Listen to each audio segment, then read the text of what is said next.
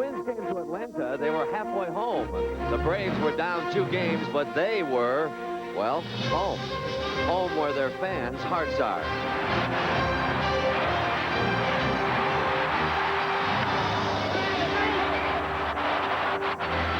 Another Battle of October was going eyeball to eyeball. Who would blink first? Hit it good. Trailing for the first time in the series, the hungry Twins caught a break and sent out for Chile. How far is this going? We are tied. As the game wore on, the pressure mounted, and all sorts of strange things began. And wouldn't you know it was a full moon. For Braves fans of all ages, the dream season continued as yet another improbable hero stepped up. Lemke hits it into left field. Here comes Justice. Save! And Atlanta wins it.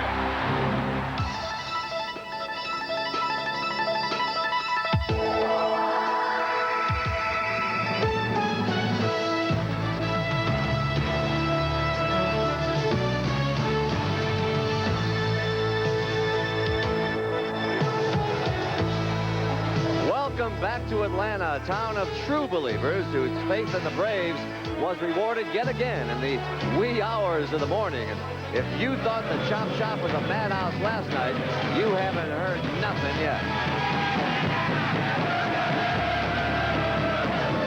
And so on this Indian summer night, these people have one message in mind. The South shall rise again.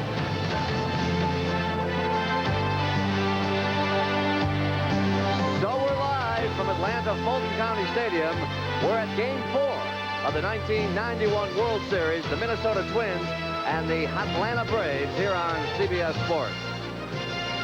And hi again, everybody. I'm Pat O'Brien. Happy to have you with us again, and happy that Tommy Lasorda has returned. How'd you get a day off? Pat, when you work as hard as I do, you need a day off. Tommy, welcome. You know, you didn't name this the Fall Classic for nothing, and I would guess that almost anywhere you went today, topic A was, at the very least, who is Mark Lemke? At any rate, at every office cooler and Xerox machine, they were talking baseball. And here's what they had to say to me on the field, starting with Twins manager Tom Kelly, who was surrounded today, and his strategy was questioned. We did everything we could to try to win the ball game. I have no second thoughts about anything that we did. You'd like to have back? No, and I rehearsed the game. The coaches went through it again with us, with me last night, and we talked about it again today a little bit.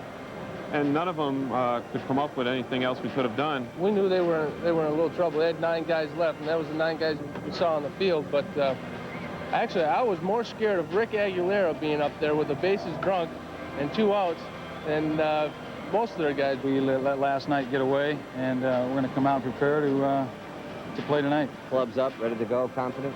Sure. I think everybody, you know, we got home kind of late last night. I think everybody got their rest, slept in a little bit, and ready to go to work today. Well, the Twins were a pretty loose bunch today. They're still in the driver's seat. What about that game last night? Well, it was a very exciting game, Pat. Believe me, I think the fans loved it. Everybody loved it.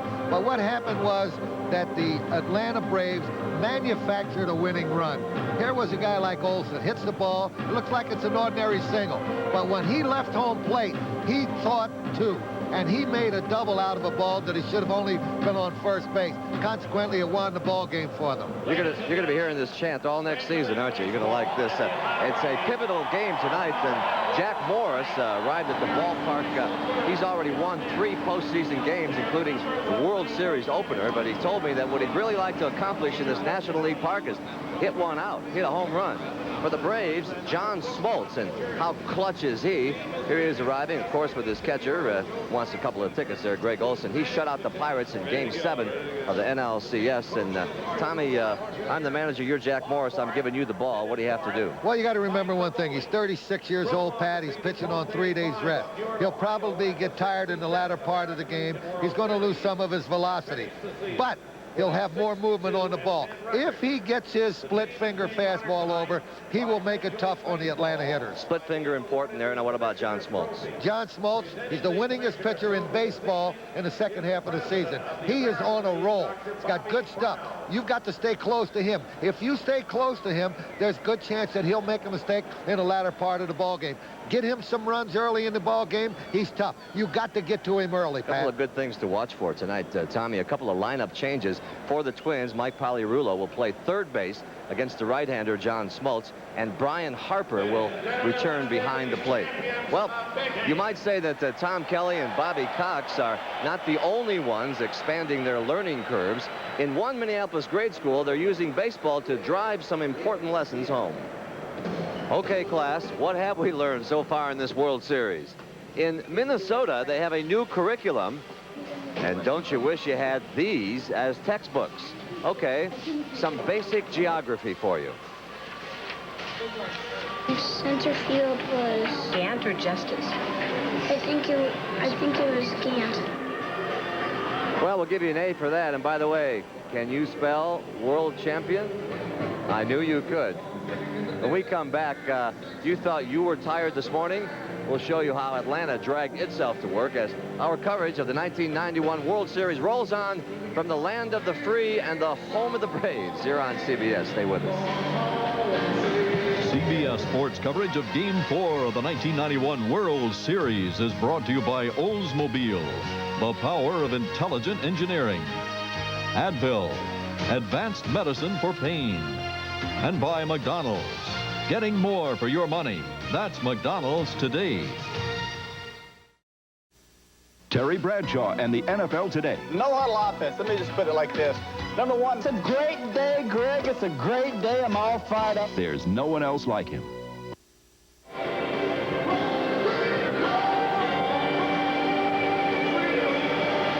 Welcome back to Atlanta Fulton County Stadium. Almost time for Game 4 of the World Series, and the wily veteran Jack Morris, a live picture of him there as he's getting ready for tonight's ball game. For Minnesota, Bobby Cox on the phone making last-minute preparations. Looks a little nervous there, but that's usually the way he has got his game face on, getting ready for the game. And what about tonight's game, Tommy? What does Bobby Cox have to do? Well, you talk about Atlanta winning that game last night, but you got to remember that Minnesota is still in the driver's seat. What they want to do, Pat, they want to win one of the two games. If they can get back home with 3 victories under their belt, they'll be in good shape. On the other hand, Atlanta tonight has got to play more aggressively. They've not been running the bases. They stole 10 bases in the playoff, and they've only stolen 1 thus far. They got the guys that can run over there. You got to run on Harper as much as you can. Play an aggressive brand of baseball. Manufacture runs. They're not hitting. Pendleton has to start hitting, and Gant. What's Bobby Cox thinking right now? He's on the phone down there in the dugout. Bobby Cox is thinking, I want to get out in front real fast. Because you give Smoltz 3 or 4 runs, he's tough. Maybe ordering a pizza for later. You never know. Until last night, by the way, Atlanta has never had the privilege of hosting the Fall Classic, so you can imagine how Game 3 affected this town last night, and on the morning after, the longest World Series game in 14 years.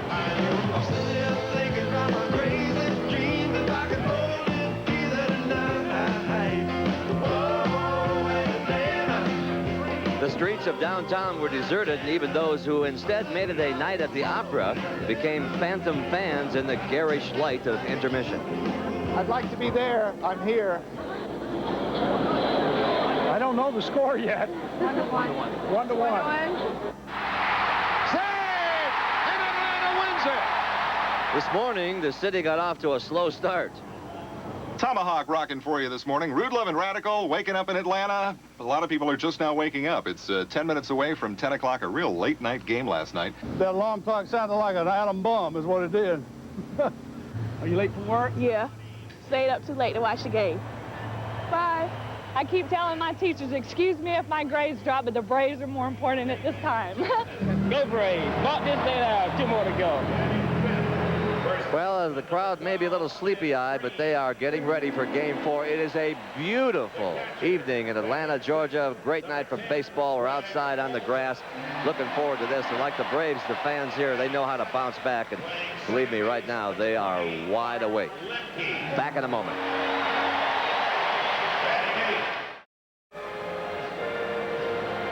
Well, Atlanta is a town with a rich baseball tradition that predates the arrival of the Braves. And as far as we're concerned, any place where Tim McCarver played minor league baseball is the real thing. So let's pitch it across to him and the voice of the Fall Classic, Jack Buck. Your game, Mr. Buck. Thank you, Pat, and good evening, everyone. Tim, last night's game, one of the most exciting World Series games ever.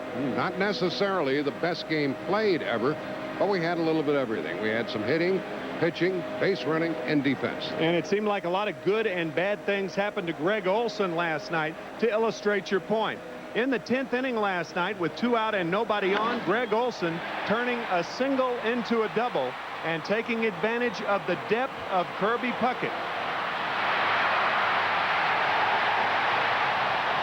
Defensively, Greg Olson in the 8th inning. Watch this brilliant play by third baseman Scott Leyes to get Olson at first.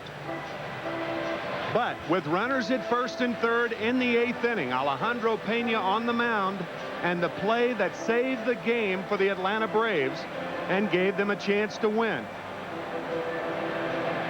The short hop pick, and that kept the runner on third base. And I'll tell you one thing, that is going to be another thing as far as flip-flopping that momentum. Those are the types of plays that will continue to flip-flop the momentum for both clubs for the rest of this series. And I wonder what the fates have in store for us tonight. We'll return to Atlanta's Fulton County Stadium after this message and a word from your local station.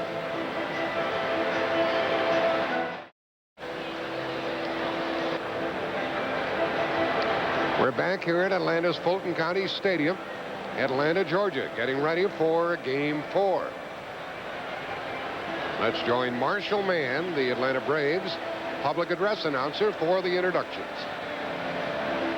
Ladies and gentlemen, please rise for the presentation of the colors by the Henry County NJROTC Color Guard from McDonough, Georgia.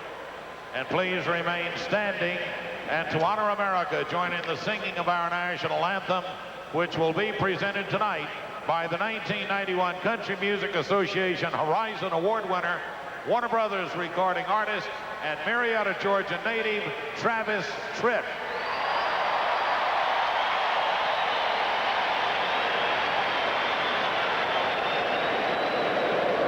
Oh, say, can you see by the dawn's early light what so proudly we hailed at the twilight's last gleaming, whose broad stripes and bright stars through the perilous fight o'er the ramparts we watched were so gallantly streaming, and the rocket's red glare, the bombs bursting in air, gave proof through the night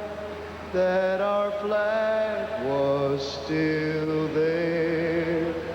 Oh, say does that star-spangled banner yet wave o'er the land of the free and the home of the brave.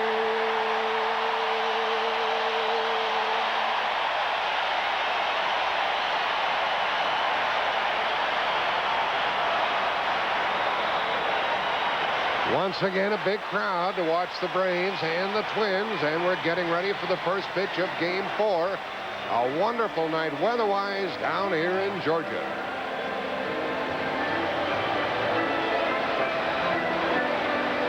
CBS Sports coverage of Game 4 of the 1991 World Series is brought to you by Oldsmobile, the power of intelligent engineering. Advil, advanced medicine for pain. And by McDonald's, getting more for your money. That's McDonald's today.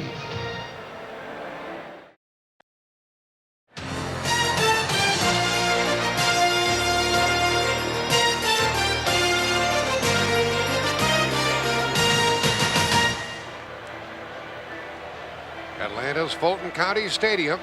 And we're right on time. John Smoltz has come in from the bullpen.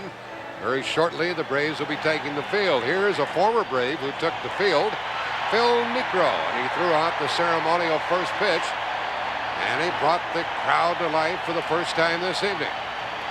I guess this was a knuckleball, right, Tim? Absolutely. I think Greg Olson should have had the big mitt, but Olson made a nice play on that ball like he did. We showed in the pregame that play he made on the short hop by Alejandro Pena last night. He had to do it with the knuckleball today.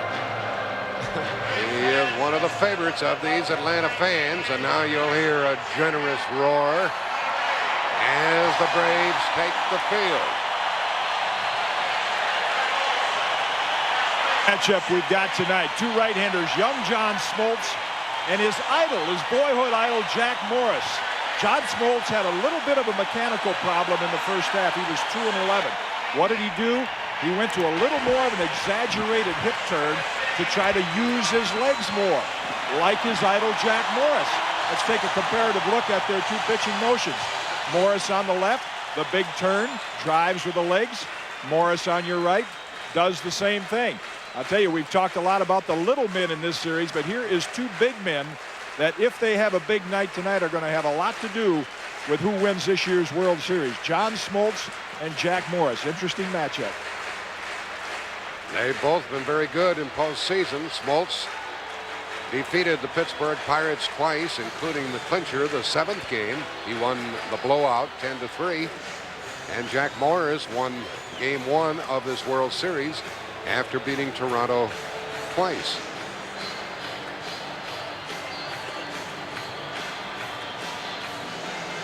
Here's the lineup to be faced by John Smoltz, Dan Gladden, Chuck Knobloch, Kirby Puckett in center field, Kent Hrbek at first. And it's Brian Harper doing the catching. Shane Mack in right field. Mike Pagliarulo at third base. It's a little different batting order. Gagne at short, and Jack Morris, the pitcher. No DH being used this evening. Backing up the smoke of Smoltz will be Lonnie Smith in left field. In center field, Ron Gant. David Justice will be the right fielder. Terry Pendleton at third base. Rafael Belliard will be the shortstop once again. Mark Lemke, the hero of last night's game, at second. Sid Bream at first base.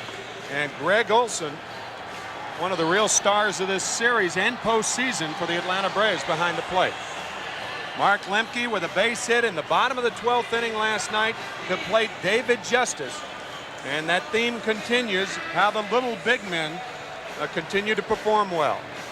And there's Greg Olson, where he showed you that short hop. He leads the Braves in postseason play,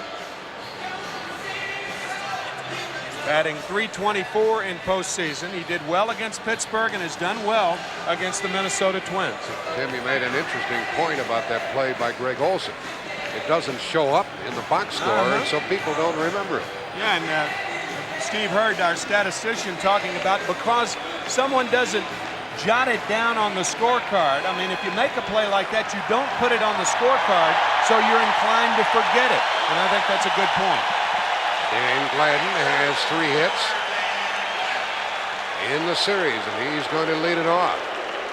He scored a run in the first inning last night as Atlanta kind of gave the Twins a run. Gladden came very close later on to hitting a 3-run homer. He pinned the left fielder up against the wall, and we'll see what sort of start he gives us tonight against John Smoltz. First pitch, game 4. Strike call.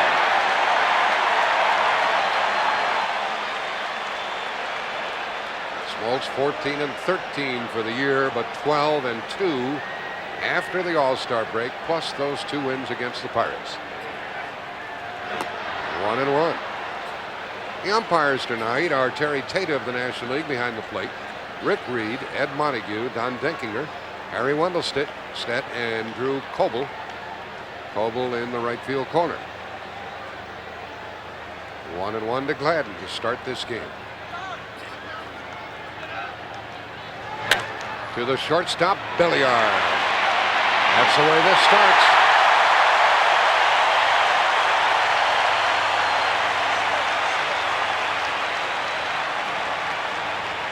Even there, Tim, on a routine ground ball, we saw how fast this infield is down here in Atlanta. Bobby Cox has said that since no football has been played on this field, it is not as fast as it is during the summer, but still a very, very fast infield compared to Arlington, Texas, where the Texas Rangers play. About like that field down there. Now Smoltz to Knobloch. Chuck is 4 out of 11 in the series. Texas A&M product. He gets ahead on the count. That's the fastball from Smoltz. Right-handed batters can expect to see a fastball and a slider primarily, an occasional changeup. Left-handed batters will see the same fastball, but they'll see the curveball from Smoltz. So Ken Herbeck will not see the slider, but the curve. Knobloch pokes it into right field. That ball gets down fair. Knobloch goes for 2, and he'll make it. A 1-out double here in the first inning. Knobloch's 5th hit. And that was the slider. As you can see the breaking ball break parallel to the ground, and watch the hitting by Knobloch. Boy, that is good hitting. A perfect pitch, and Knobloch knocks it down the right field line and has his 12th hit of postseason play, and that breaks a record for a rookie. And it gives the Twins a chance with a runner at second and 1 out to take a first inning lead. Jimmy Sebring of Pittsburgh back in 1903, and then Fred Lynn, a terrific series he had against the Reds and against the Oakland Athletics in 1975. That's postseason hits for a rookie in Knobloch's new record. That counts the playoff against Toronto plus this series. Here's a fly ball for Justice at the track for the second out. Knobloch stays at second base. That ball flew a long way when you consider the right-handed batter hit it. And Puckett is now 1 for 13. And there are 2 out. Tim, judging by the hit by Knobloch and the approach by Puckett, looks like they might have intentions of going the other way against John Smoltz. Yeah, well, the way to keep right-handers from doing that is to pitch them inside. That makes that slider that much more effective. Herbeck now, 3 hits in the series, including a home run.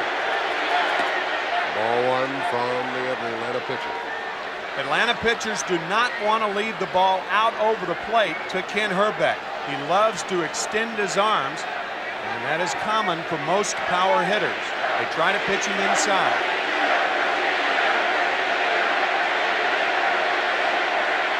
Standing no score. Knobloch at second, 2 out. These Atlanta fans have grown to be very fond of Herbeck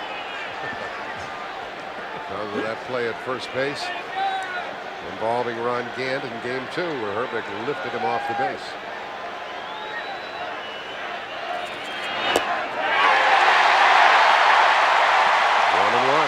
And that was the curveball, and you could see the downward movement to Ken Herbeck. Herbie having a tough time with runners on base. Only 1 for 10 with runners in scoring position. There's the curve right there. You could see that downward movement. Now a fastball strike, 1 and 2. Herbeck was one of the many Twins last evening who passed up the opportunity to drive in runs in that extra inning affair.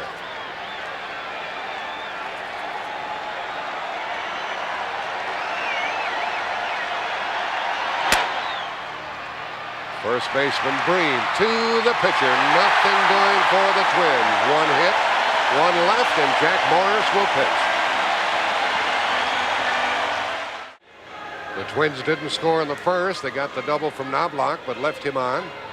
Now they send Jack Morris to the hill. He's trying to win his second game of this World Series. And he's 3-0 in postseason. He beat Toronto twice. Here's the lineup for the Atlanta Braves with Lonnie Smith to lead it off. Terry Pendleton at third. Ron Gant in center. David Justice in right. Number 5 hitter Sid Bream. Greg Olson catching every game to this point. Lemke at second base. Rafael Belliard at short. And you just saw John Smoltz do his thing. Defensively for the Minnesota Twins, Dan Gladden will be the left fielder. Kirby Puckett in center field. Shane Mack will be the right fielder. Over at third this evening, Mike Pagliarulo. At shortstop, Greg Gagne. Chuck Knobloch, the second baseman. Ken Herbeck, the best in the business at first. And Brian Harper behind the plate.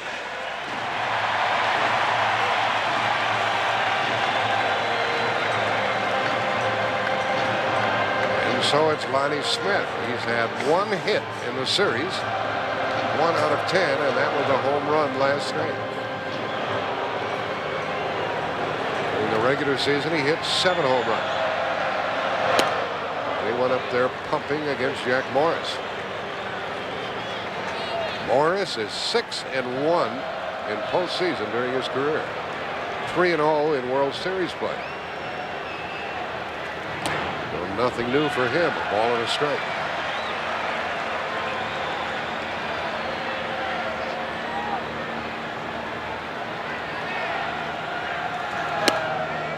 Two balls and a strike. Lonnie Smith with a very unorthodox swing. He drags the bat head through the strike zone. Bobby Cox saying before the game, with a swing like that, you can't have fear. Lonnie Smith, sure enough, he's fearless. Now it goes to 3-1. You're right on top of that plate, and it doesn't matter how hard they throw or what their approach. They cannot chase this batter off the dish. He skies it into right center. All for by Puckett. And Smith is retired. Even in an offensive situation, you can see how Lonnie Smith's hands lead through the strike zone and the barrel of the bat follows. And predictably, with that type of swing, a fly ball to right center. Lonnie, a very unusual hitter. Well, look what Terry Pendleton has done or not done in postseason. He's 2 out of 12 against the Twins. And he struggled against the Pirates after leading the National League in hitting. At the left fielder, Gladden. 2 out. Gladden didn't realize he was going to carry that far for a moment, but he stayed with it, and there are 2 gone.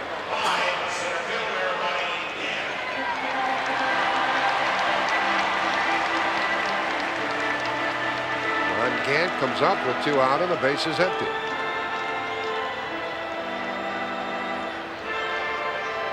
There's Brian Hunter on the bench along with Keith Mitchell. Marvin Freeman in the picture on the Atlanta bench. And Mark Lemke. He's feeling good after winning their first game of this series. Inside to Ron Gant.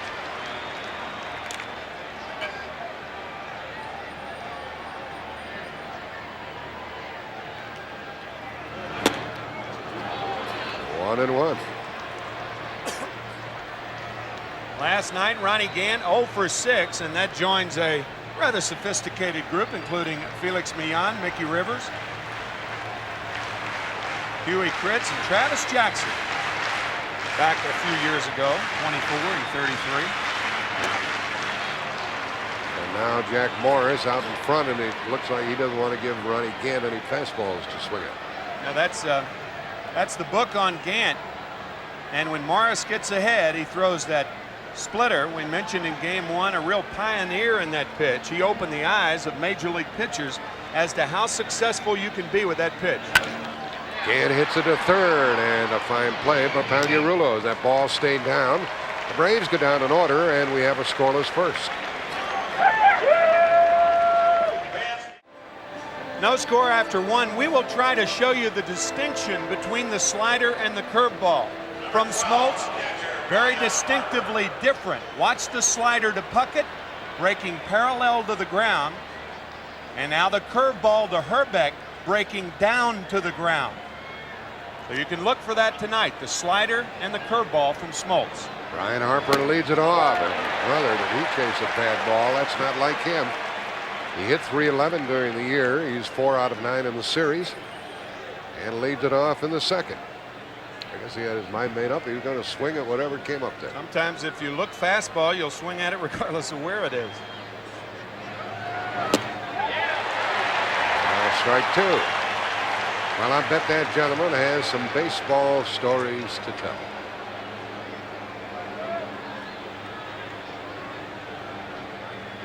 Looks like there was no other place he'd want to be than right there.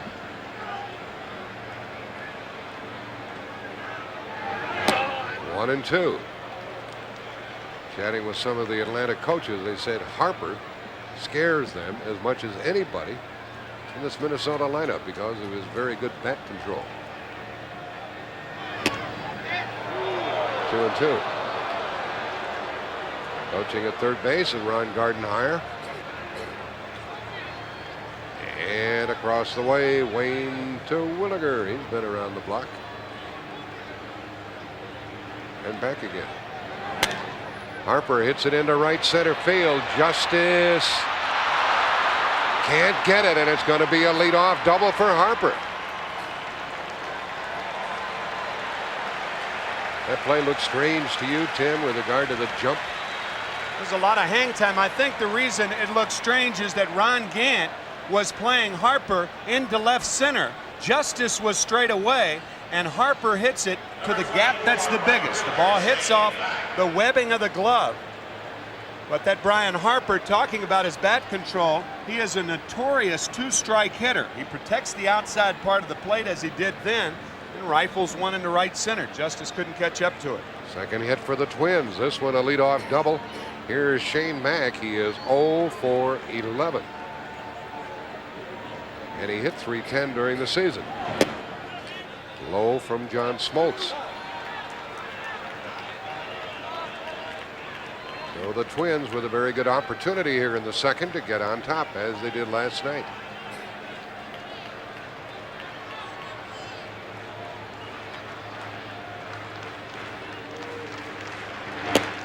One ball, one strike. Now this youngster doesn't want the game to last as long as last night. School tomorrow. A few kids missed school today here and around the country. 1-1 to Mack.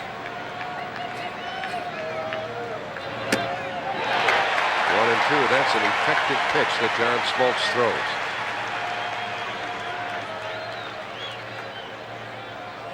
First 7 games of the postseason, the Minnesota Twins had a .317 batting average, and last night, with runners in scoring position, they failed in 10 times at bat. Mack is 0 for 12. And Smoltz gets his first strikeout.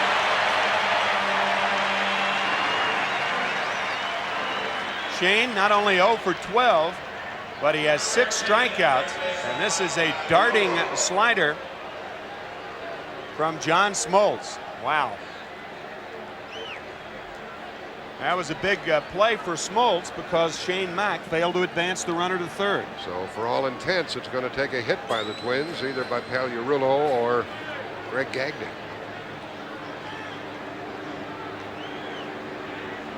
Harper not a running threat. Ball one to the Minnesota third baseman.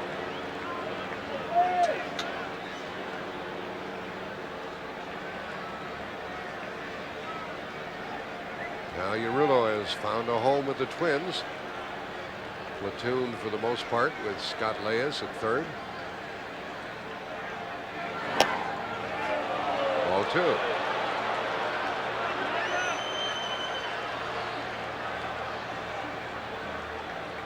Wonder how many of these folks were also here last night.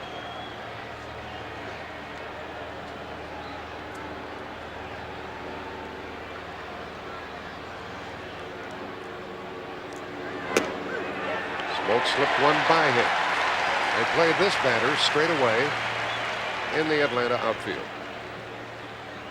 And none of these outfielders, Smith, Gant, or Justice, are really noted for their throwing arm.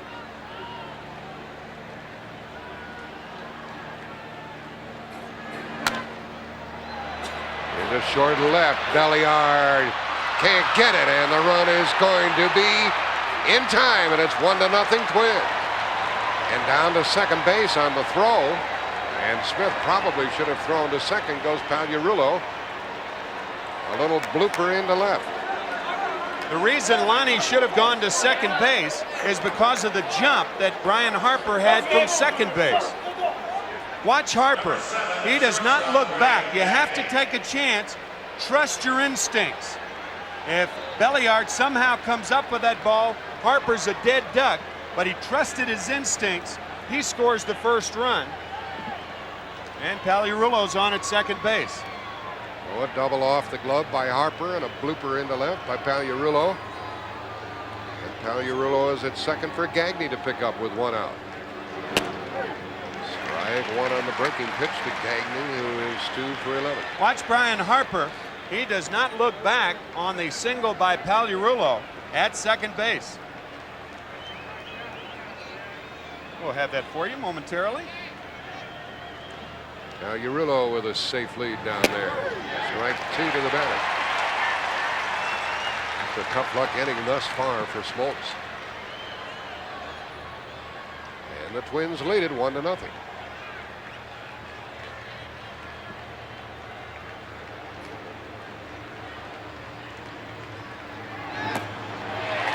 in the dirt for the second strikeout for Smoltz, both in this inning.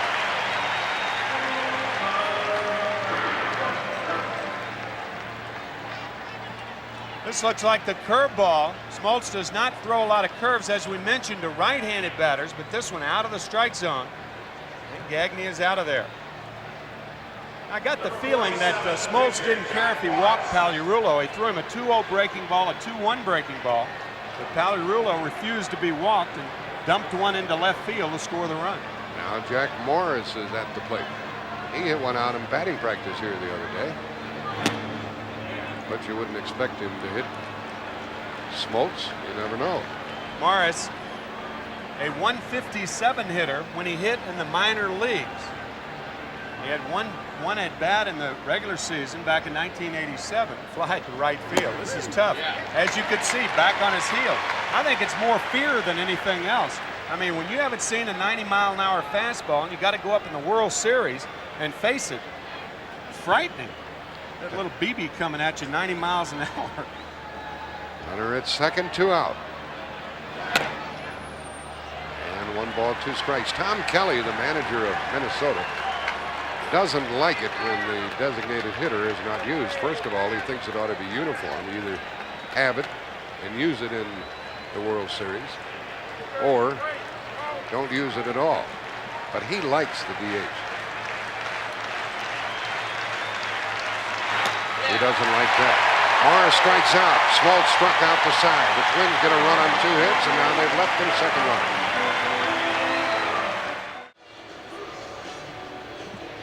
Watch Brian Harper to the right of your screen. He's the base runner. Now he takes a calculated chance here by starting initially when Pagliarulo makes contact. Watch. He's gone. He never looks back. Had Belliard come up with that play, it's an easy double play, but Harper taking a chance, realizing the bottom part of the order is coming up, Gagne in the pitcher, and that's the time you really want to take the chance, and it paid off for Harper and the Twins. And you're right about that, Tim. He's the sort of player who would be smart enough to be aware of the fact that the tail end of the batting order is coming up. He's not a fast runner, but he has great instincts on the bases. So the Braves find themselves 1 run down in the second, and it'll be Justice, Bream, and Olson against Jack Morris. Justice 4 out of 12 with a home run.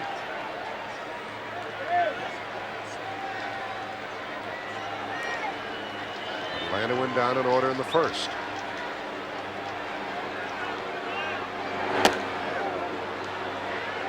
Morris gets out in front.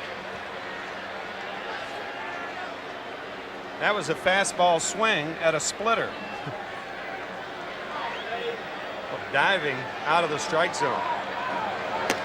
And the changeup misses. In that 5-2 opener, which the Twins won, Morris pitched 7 innings. They had 2 runs on 5 hits, struck out 3, walked 4, and defeated Charlie Liebrand. The folks start that chant. Justice is in the hole. Game 5 tomorrow night, no matter who wins or loses here this evening, 8 o'clock Eastern time with our telecast and the first pitch at 8:26. down here in Georgia.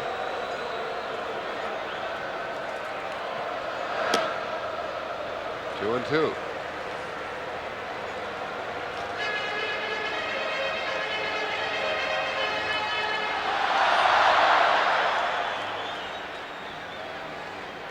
During the season, Morris allowed 18 home runs. Full count.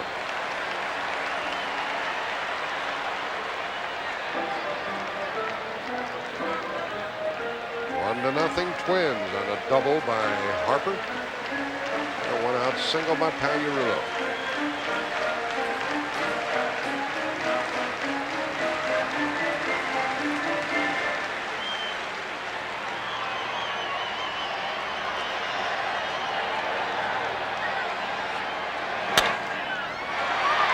Gagne from a deep short. Threw him out easily. He made some plays last night. And Gagne shows the good glove work again this evening. 4 in a row by Morris. Hey, there's talk about Greg Gagne that you have to see him every day to appreciate him. I don't know whether that's true or not. I think all you have to do is see him a couple of times and see how good he is. Great footwork. Footwork, very important to infielders, especially those on the left side who have the long throws to make. Now Morris to BREAM. Out of play. Sid is 2 for 11 in the series. Batted .300 against his former teammates, the Pirates.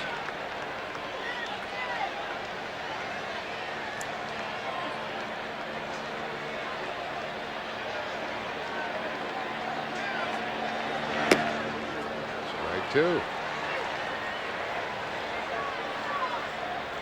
Morris seems to pitch rather effortlessly, doesn't he? Really stays on top. One of those guys who it looks like he strains to get on top of the ball. High fastballs and splitters. And there's that split finger delivery, and that gives Morris his first strikeout. He has retired 5 in a row. Not a lot of difference between the speed of the Morris fastball and the Morris split finger.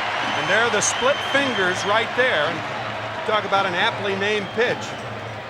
Diving down out of the strike zone to get BREAM. Olson bats with the bases empty. This fellow's been in the middle of everything. He has had 3 hits, 4 walks, all 1 to him. The Minnesota manager Tom Kelly said, "We're pitching this guy like he's Babe Ruth or something." Yeah, it's not the hits that Olson's been getting. It's the walks that have been given up by his pitchers. He said he's a good ball player. Got to challenge him more. That's ball 2.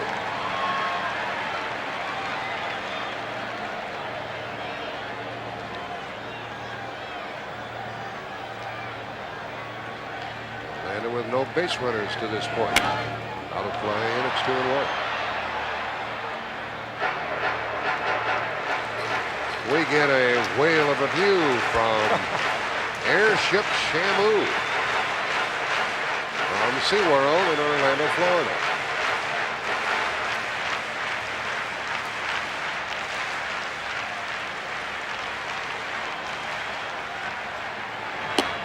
Three and 1 to Olson.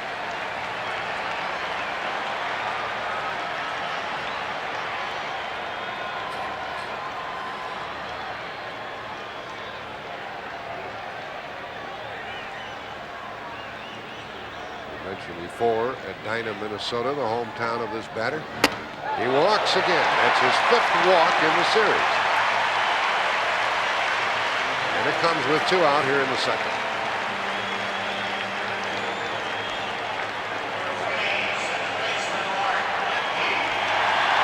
Mark Lemke is warmly applauded here.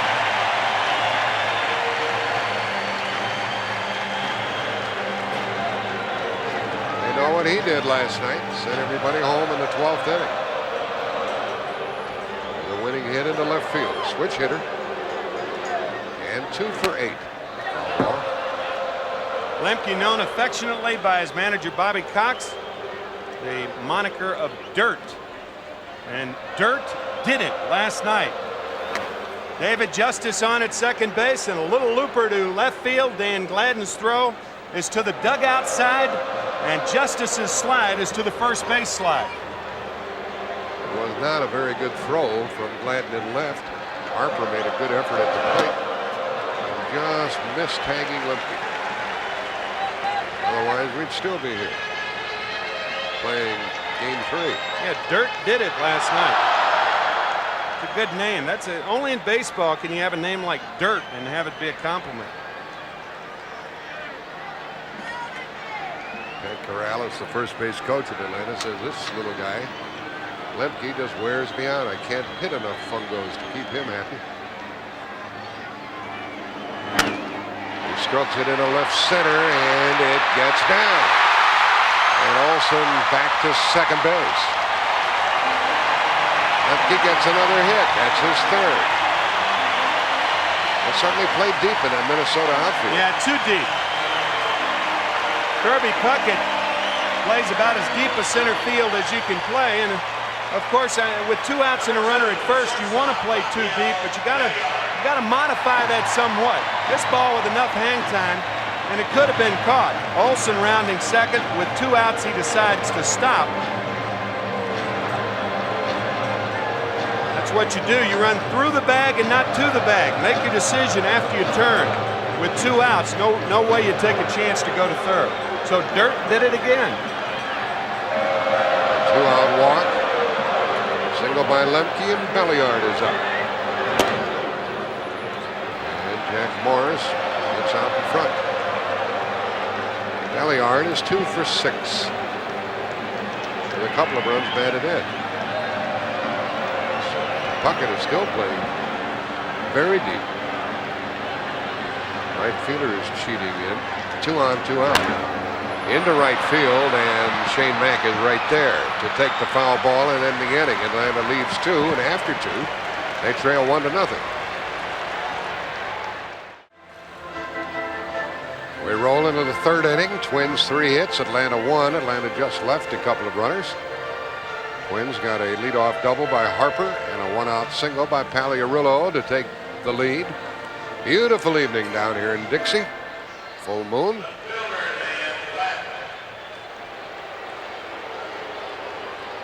Full moon and a full ballpark.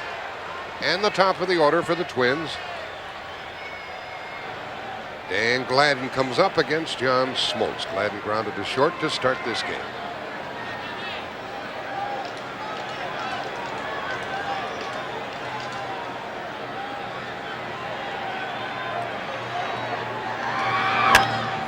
High in the air for Gant.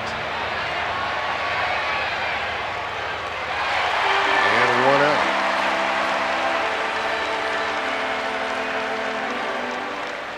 Second baseman, KNOBLAUCH.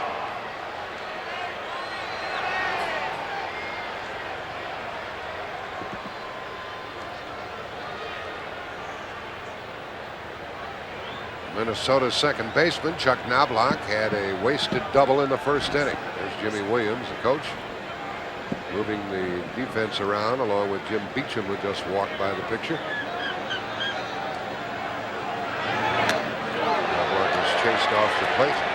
He's had 5 out of 12 here in series play. That's one of the prices you have to pay when you're a good hitter. Chuck will get used to that. His first year, odds-on favorite to be the Rookie of the Year in the American League. Another one for Gant. 4 in a row retired by John Smoltz. This franchise, by the way, speaking of Rookies of the Year, has produced 5. Originally the Washington Senators, and back in 1958, Albie Pearson was the Rookie of the Year, followed by Bob Allison in 59, Tony Oliva in 64, there they are, Rod Carew in 67, and John Castino in 1979. The last 3 rookies, Oliva, Carew, and Castino, all with the Minnesota Twins. Puckett is up, fly deep to right his first time, and takes a strike. Kirby 1 for 13, that's not like him. .319 hitter during the season. Strike 2. Tom Kelly saying that Kirby Puckett can get 10 hits faster than any player in the major leagues. Lightning fast. And sure enough, in the ALCS, 0 for his first 6, then 8 for his next 14. He just got a piece of that one, cut the stroke down. He's had 1 hit in 13 at bats, and that hit was a home run here last night. He is from Chicago.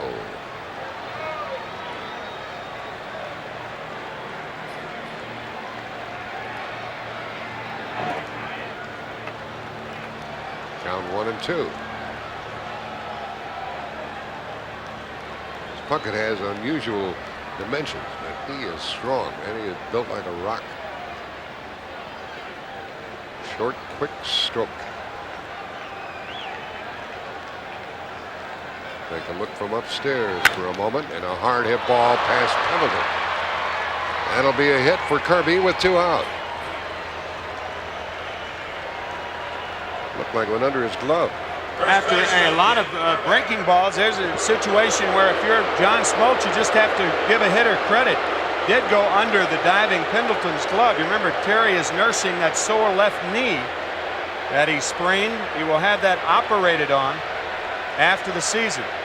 But after a bevy of sliders, Puckett hammering that fastball by Smoltz. Herbeck rounded out his first time. He's 3 out of 13. Ball 1 to him.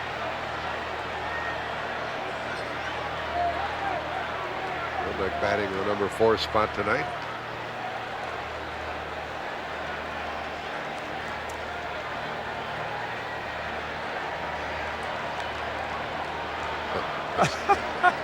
Herbeck pulling our leg. He pulled a Ron Gant's leg off the bag in game 2. That was the thing to which Jack was referring earlier. 1-1. Puckett is taking a very conservative lead at first, being held by Sid Bream. He stole 11 bases during the season. I don't think Kirby will try to run until the count is 1-2 on Herbeck. Anytime there's a favorable hitting situation, I think Puckett will stay there. Herbeck pops it up for Belliard. The Twins have left 3, but they have a 1-0 lead. We'll return to Atlanta Fulton County Stadium after this message and a word from your local station.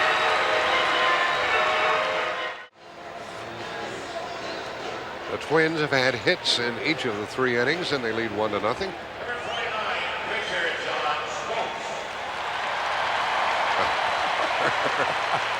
Herbeck by a foul from Banner. They're having some good-natured fun with the Twins' first baseman. John Smoltz had 7 hits during the year. Strike 1 to him from Jack Morris. When John Smoltz was growing up in the shadows of Tiger Stadium in Detroit, he used to go watch Jack Morris pitch. Here he is facing him in a World Series. And taking 2 strikes. Matter of fact, Smoltz signed with the Tigers initially and came to the Atlanta Braves in '87 for Doyle Alexander.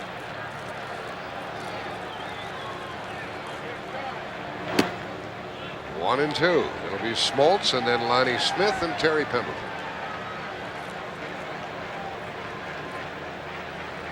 Braves have a hit and a walk thus far.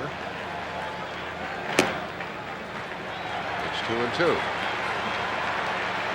Smoltz started off like he was going to be a pretty good hitter, but they found ways to get him out, and he had 7 hits during the season. And they get him, and Morris gets his 2nd strikeout. Let's turn things over to Pat O'Brien. All right, Jack, thank you for what's become our regular chat with the commissioner. Good evening. The whole country seems to be talking about last night's game. What did the commissioner of baseball think about it? Well, I was delighted to be here. It was a wonderful game, and I had a pretty good seat. Without the DH, it was a chess match there, and you're in favor of, as a traditionalist, getting rid of the DH. Do you have any support for that? Well, not much. I thought last night was really the great argument in favor of eliminating the DH. Why? Because of all the maneuvering, the managing, the strategy. I thought it was just wonderful. Who ordered up this weather tonight? CBS. chatting with the commissioner. Back to you. And Lonnie Smith, strike one. Thanks, Pat.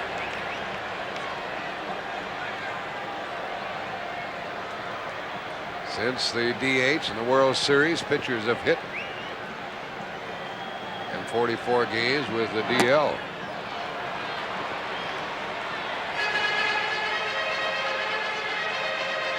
DH coming about in 1973.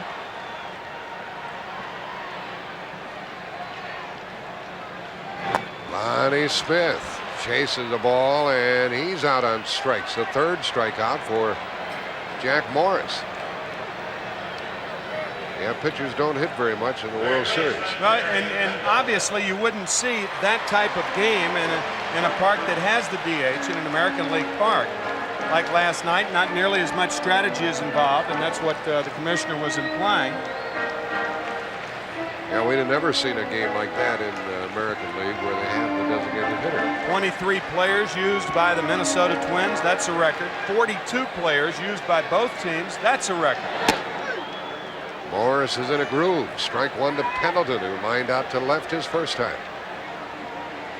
And he is 2 out of 13. Jack Morris is right tonight.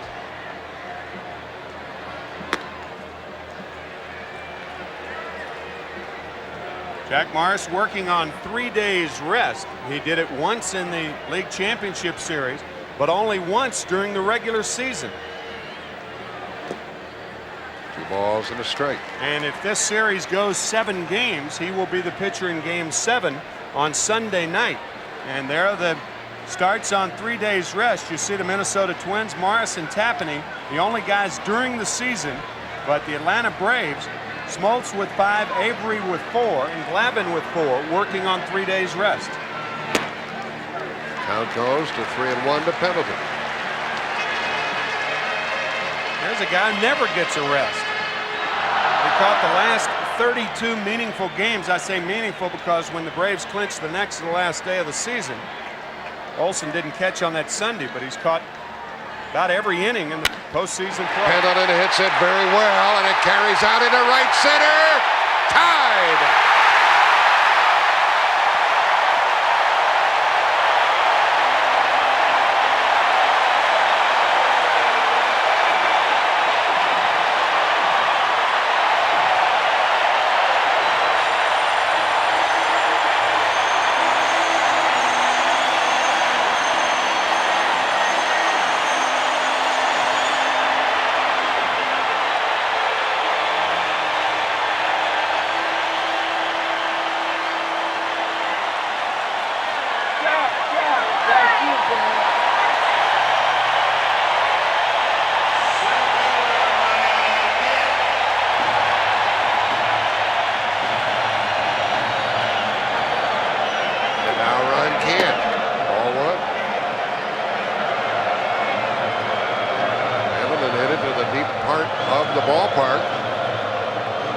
Third hit in the series.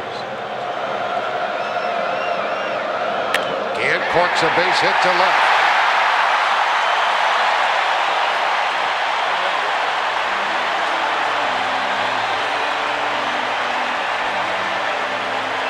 Instead of the chop shop, they're going to have to call this the lift shop. Watch Terry Pendleton lift this 3-1 fastball out of the ballpark.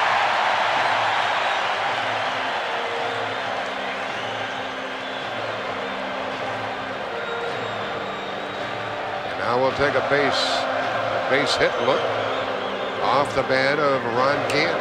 That's the third hit of the night for Atlanta. And by the way, the first postseason home run ever for Terry Pendleton. This is his 3rd World Series. And that tied the game here in the 3rd inning. And a big threat to run. And Justice, the batter, ball 1 to him. Here's a David Justice fan.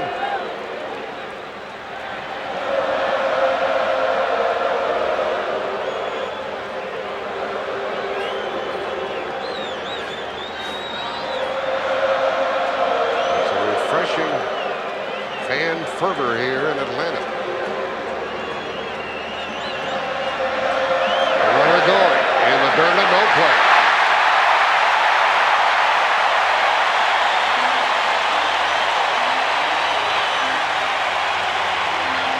Tommy Lasorda said before the game that the Braves had to start opening things up.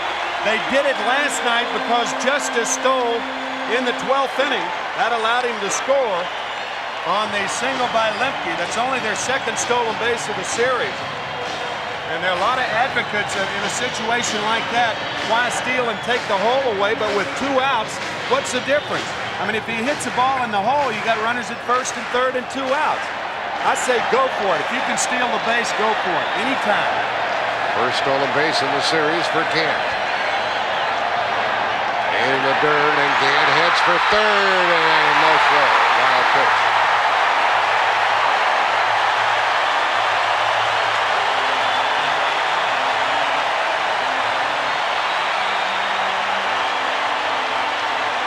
Split finger, and you could see the split fingers in the dirt. The ball gets away from Harper, and look at the instincts of Ron Gant. Diving into third without a play. And with 2 out, Harper wisely held the ball. Gant at third with 2 gone, and a 3-0 count to Justice, and folks, he's swinging.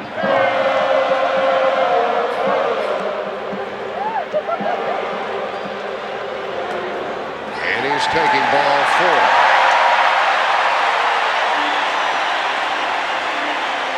Second walk by Morris. Well, this started out like an easy hit. And the one thing to keep in mind right now, if you're Brian Harper, do you call the fork ball from a pitcher who threw 15 wild pitches this year? That led the American League. 15 wild pitches. This puts an awful lot of pressure on a catcher with a runner at third base and 2 outs. We'll see if he goes to the fork ball here with BREAM batting. Fastball here, away. Outside, ball 1. First and third, 2 out, 1-1 game, 3rd inning. Tom Kelly looks on. Morris struck out the pitcher Smoltz, struck out Lonnie Smith on 3 pitches. Another fastball away to BREAM. Ball 2. And Herbeck will visit, so will the catcher Brian Harper. And so will the pitching coach. Dick Such joins the group. See, you saw Ron Gant stealing second base, and we talked about holding the runner at first base. Now you don't send the runner at first because the hole will produce a run. With 2 outs and just a runner at first base, leaving the hole open wouldn't produce a run. All it would do would be to move the runner to third base. But now with runners at first and third, you stop the runner at first. That produces the hole in that area. You can see Knobloch playing deep, Herbeck holding, Justice. So the hole is open, and you don't send the runner now.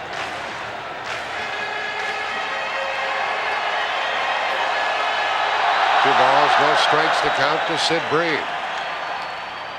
And he rolls one back to the pitcher, who makes the unassisted put out, and the inning is over. Atlanta gets a run to tie it. They leave 2, they've left 4, we played 3, and it's 1-1.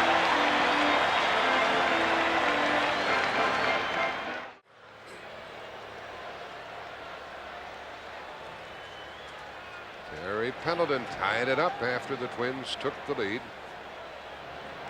In the second, Brian Harper leads it off. He has scored the Minnesota run.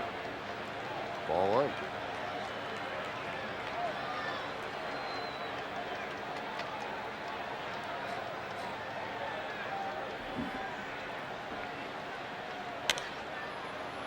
Fly ball for Lonnie Smith, perhaps. And he couldn't get it. It's a base hit for Harper. That's his second of the night.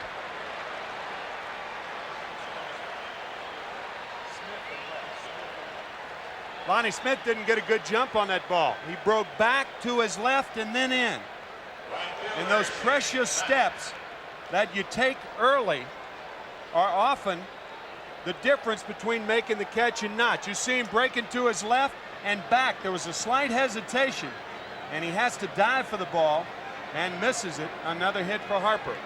Another hit is right. He has 2 tonight and 6 out of 11 in the series. A good play there by Greg Olson.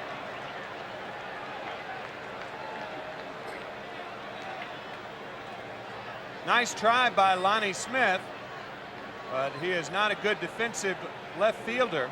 A little late break, and Gant backing up to hold Harper to a single.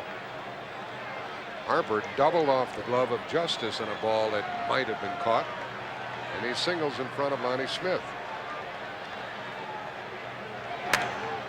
Shane Mack struggling to get his first hit in the World Series. Struck out his first time, and he is 0 for 12.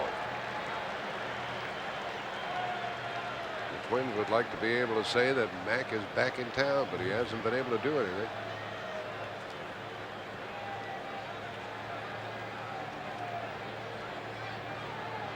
It's the second time in the game the Twins have put their leadoff man on base. 2-1. Gardenhire flashes the signs. Sometimes when a fella has trouble hitting, such as Shane Mack, they put the hit and run on to try to help him stay on the ball. That's right. Runner not going, and a half swing. And that's ball 3. The reason that the hit and run with a struggling hitter is a good play is because when you hit and run, you have to make sure that you make contact. You don't try to do too much with the bat. You don't overswing. You just put the ball in play. It's just like a golf swing. It's a game of half swings.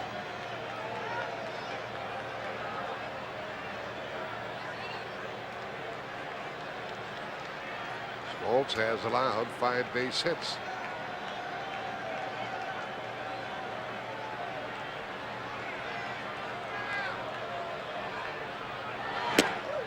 And 2. Well, the option facing Tom Kelly now. Do you send the runner with the batter who has struck out 6 times in 12 at-bats in this series? Harper is not a fast runner. Mack swings through a lot of pitches. He has already struck out once tonight.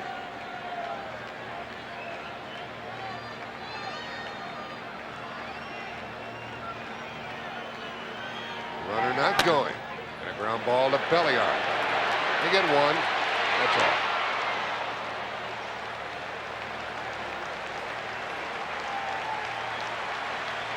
Now Mack is 0 for 13, and he runs the bases.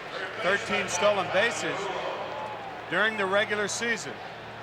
Brian Harper with a hard slide into Mark Lemke at second base. Clean and hard.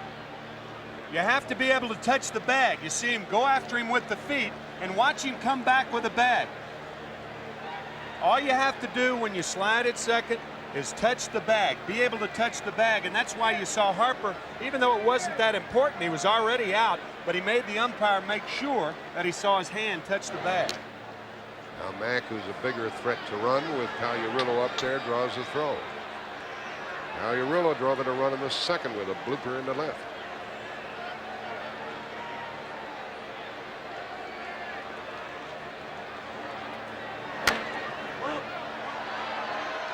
And Smoltz gets ahead on the count. Runner going and a perfect hit and run single. And they challenge Lonnie Smith, and he wisely throws into second base. Pagliarulo is 2 for 2, and the Twins have a big threat going with 1 out. I tell you, Jack, that's exactly what we were talking about. Mike Pagliarulo not trying to do too much with the pitch. The head was right on the ball when the ball made contact with the bat. And he just hits the, look at that swing right there, the head down, and it trickles through on the left side. Shortstop covering on the play, as Pagliarulo is more of a pull hitter, especially with the hole open. But a fine piece of hitting by Mike Pagliarulo on the hit and run. And Lonnie Smith did the right thing. First and third, 1 out. The batter, Gagne. And ball 1. Gagne a strikeout victim in the second inning. With the pitcher coming up next, the hitter Gagne. Gagne already with a 3-run homer, but he struck out his first time up. It's a squeeze situation right here. So we'll watch Shane Mack, the runner at third. That's ball 2. The one thing you don't want to do if the squeeze is on and you're the runner at third base, you don't want to break too soon. Eddie Stanky, who was a terrific baseball man for many, many years, used to say that the best technique if you're the runner at third is to take one step back toward the bag. That keeps you from breaking too soon. If you break too soon, the pitcher will pitch out or knock the hitter down. Tom Kelly talking to Jack Morris just in case Gagne walks and he's up there hitting with the bases loaded. And Gagne makes the count 2-1. The runner at third is Shane Mack. Reached on a fielder's choice. Pagliarulo's 2 for 2.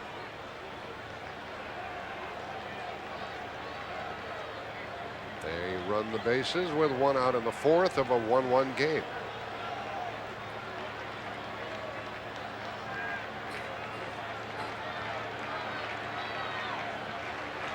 Squeeze play, and they missed it. They've got Mack, and he's out. The other runner down to second.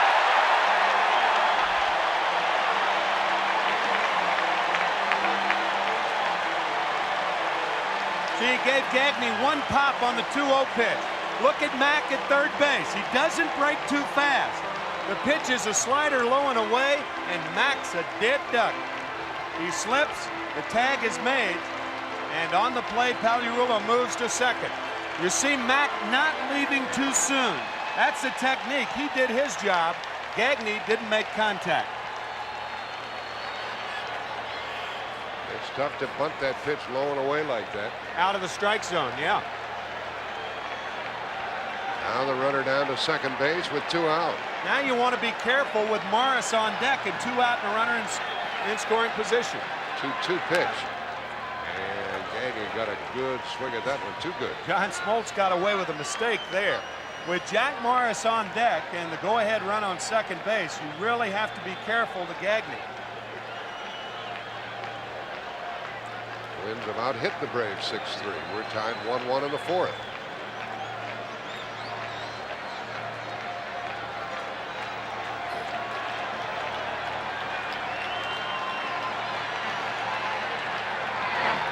Struck him out for the second time on a ball in the dirt. Out at first, and the inning is over. 2 hits, but only 1 left. The Twins have left 4. We're tied.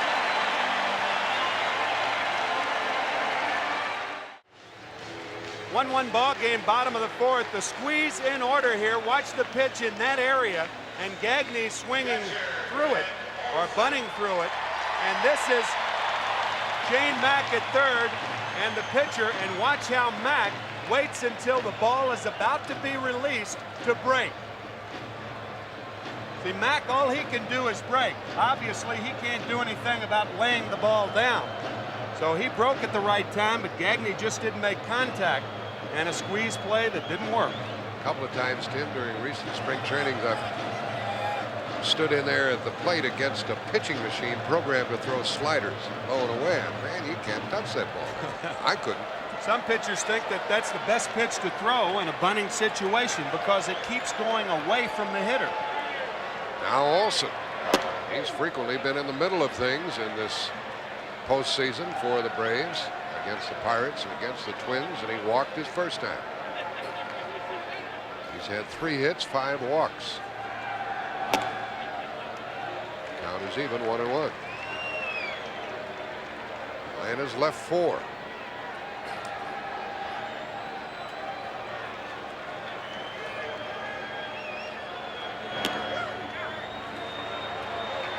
Let's join Jim Cott right here. Well, the big question with the pitchers coming back on short rest is, will their fastball be as good? So far through this part of the game, Jack Morris's fastball is right there with what it was in game 1, upper 80s, low 90s. Olson is called out. That's the 4th strikeout for the Minnesota hurler. Olson walks away shaking his head. Jim, I know you are an advocate of a 4-man staff. You're a guy who always pitched with 3 days rest, and it was your line that It'll rust out before it'll wear out. Well, you got that right. I think what it does more than anything for you, Tim, is you're sharper and you economize your pitches. You don't throw as many balls. A strike to Lemke. I think Bobby Cox getting 141 starts out of 4 guys this year, about as close to a 4-man staff as any team in baseball. I know that managers are very interested in protecting young pitchers, but if trained properly, I think that's so overrated, the extra day's rest. A lot of pitchers don't know what to do with that extra day. They'd rather pitch you the 4th day. They're too strong, right? Count has gone to 2 balls and a strike on Lemke, who continued his hitting, getting a single in the 2nd.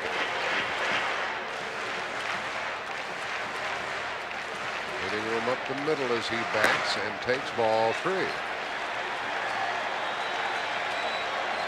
Home half of the 4th, 1-1 game. Bobby Cox told us that he had 14 people living at his house during the World Series. That's why he likes to get to the ballpark early. 14 folks. So he's out here about 1 o'clock in the afternoon.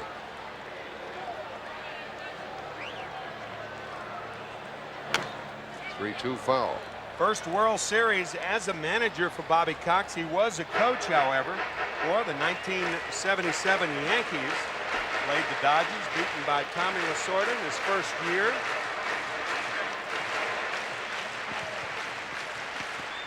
Actually, the Yankees won. That's right, the Yankees won in 77, 78.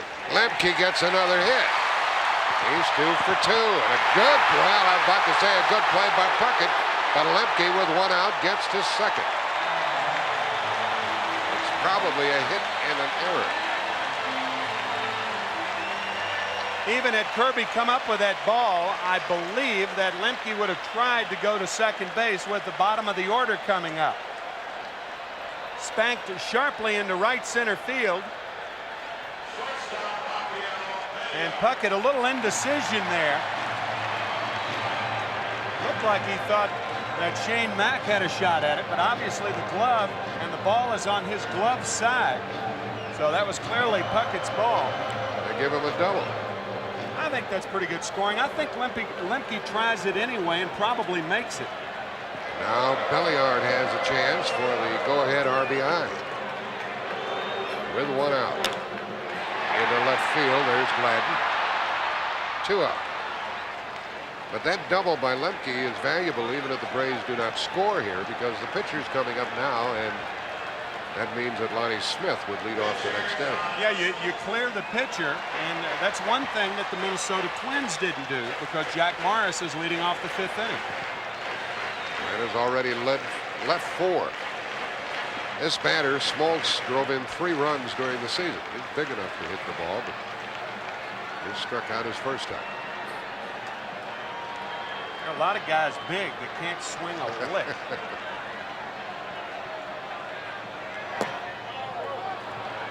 One of the greatest athletes really that this country's ever seen, Kareem Abdul-Jabbar. I've seen him take batting practice at Dodger Stadium. You talk about a bad swing. He was a great basketball player, but a bad hitter. That's strike 2.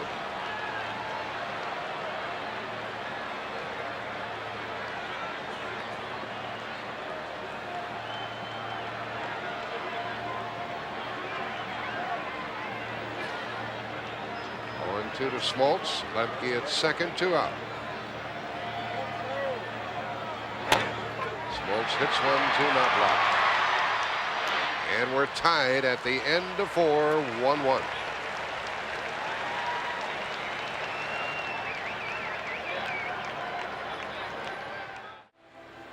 Tied at 1, go to the top of the 5th. A lot of discussion about Kirby Puckett playing deep in center field. Tim, one of the reasons when you break into your career in the Metrodome, you learn to play deep because it's so difficult to pick up the ball, but it has its penalties, as we've seen in this series. You play too deep, as Kirby does, and you allow hitters like Olson to get the double you referred to. He has tried to play a little shallower than that. Another look at the double by Lemke that he couldn't cut off. Combination of not being able to find that comfort zone in playing shallow enough, and also from his earlier years, even though he is still Minnesota's best player, he has lost a step. Now Belliar throws out Jack Morris to start the 5th inning of this 1-1 game. He may have lost a step in the outfield, Kitty, but he hasn't lost a step at home plate, has he? You got that right.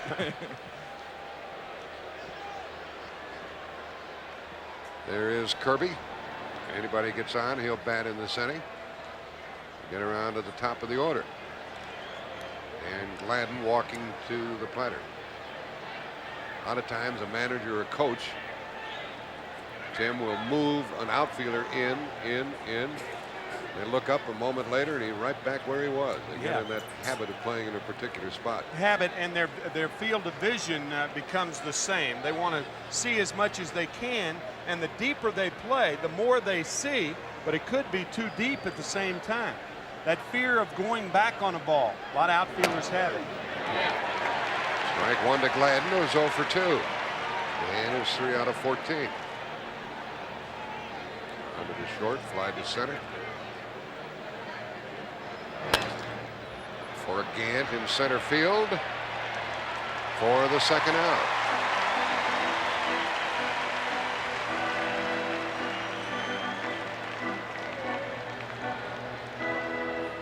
Full house and a comfortable crowd here. This is sweater weather down here in Atlanta.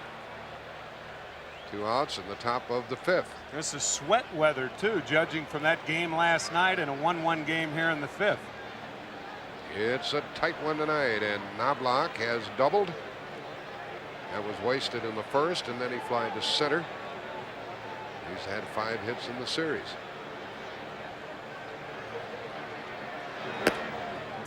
And in the postseason, he's had 12 hits. So he's not hitting like a rookie.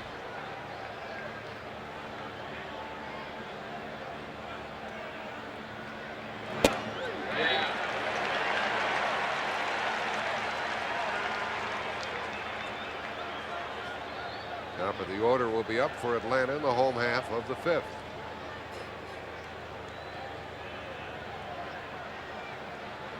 Out of play, 1 and 2. One thing about Knobloch that impresses you is he's not overwhelmed by the major leagues. He's not overwhelmed by postseason play. And once your ability is established, that's the most important thing. Knowing you can play here. World of confidence in that young man. And only 1 home run this year, so he knows what he wants to do up there at the plate. And at 281.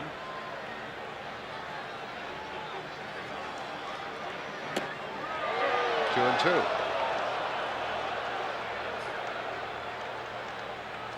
Speaking of confidence, Jack Llewellyn, who is a psychologist, has been working with John Smoltz the 2nd half of the season and really bolstered the right-hander's confidence, that's for sure.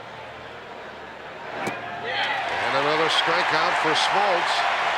Down in order to go the Twins for the 1st time, and we're still tied.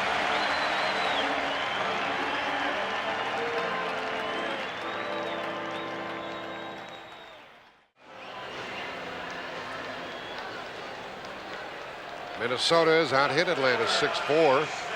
Atlanta has stranded 5.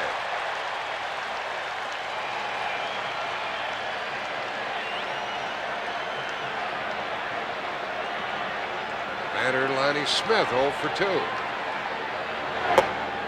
Ball 1 from Jack Morris. That's the Jane to whom that banner was referring, I assume.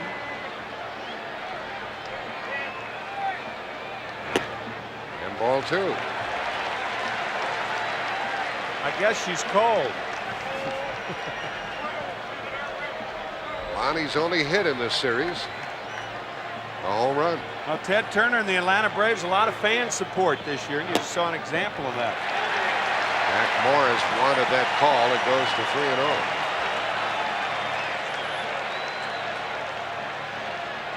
3-0. Former President Jimmy Carter seated alongside Ted Turner.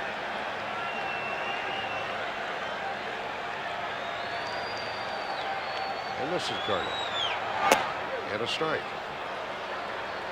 Smith, Pendleton, and Gant in this inning.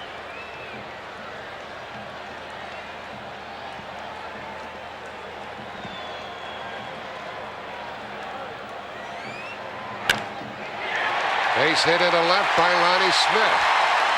Gladden gets it back in.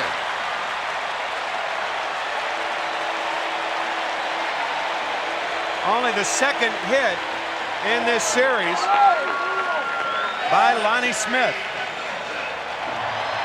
A fastball, again a 3-1 count. Pendleton hit a home run on the 3-1 count.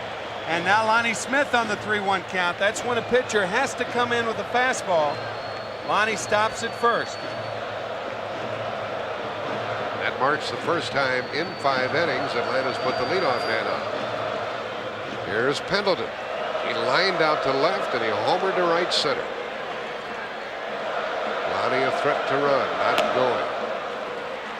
Bobby Cox, the manager of the Braves, tells us that these runners have the green light most of the time.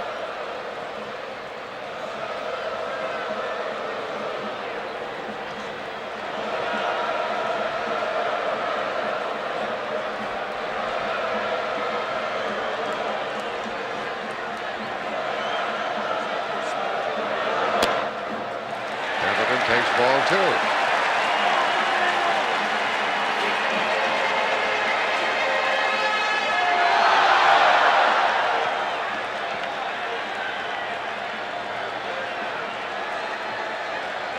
Kelly, and he has his third baseman, PAGLIARULO, playing way in tight as they hold against Smith at first.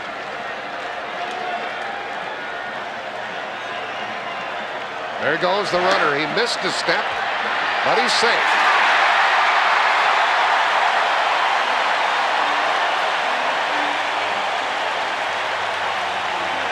32 stolen bases against Jack Morris this year. There were only 8 caught stealing. And a fine jump by Lonnie Smith. His feet go one way, his helmet goes the other way. And Lonnie with his first stolen base. And he almost slides off the bag.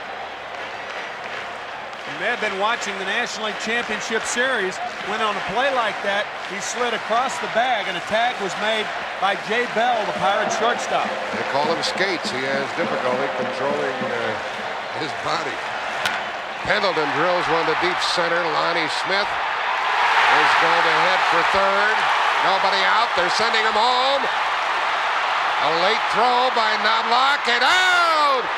Harper held the ball. Pendleton ends up at third. What excitement on that one, and I'm surprised they sent him with nobody out. That was a terrible base running play by Lonnie Smith. You don't tag up on a ball hit deep over the outfielder's head. You go a third of the way. We talked about it in last night's game. Lonnie Smith tags up, and now the ball goes over the head of Kirby Puckett, and he's got 180 feet to run, and he's out on a brilliant play by Brian Harper. Watch the short hop, and now holding on to it. How in the world did Harper ever hold on to this ball? My goodness.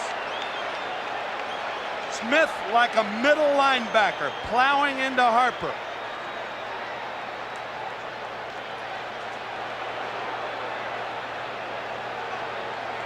Boy, that's hard ball.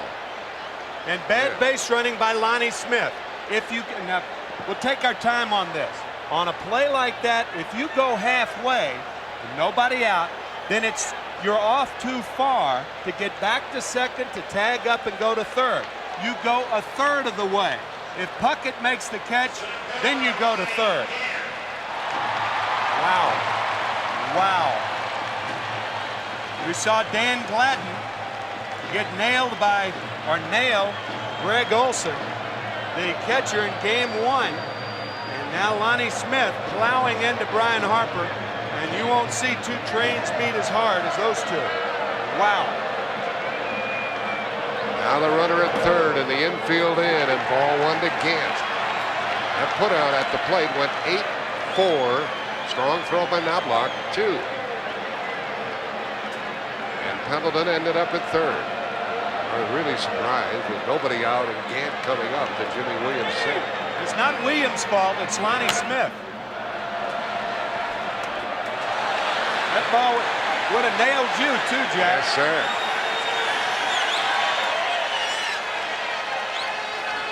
Timmy, as a former catcher, I don't know how you view that slide. I know Jack Morris had some words with Lonnie Smith as he walked away as if he thought it was a cheap shot, but it just looked like good hard ball from here. He's trying to knock the ball out of Harper's glove. I still don't know how Harper held on to the ball.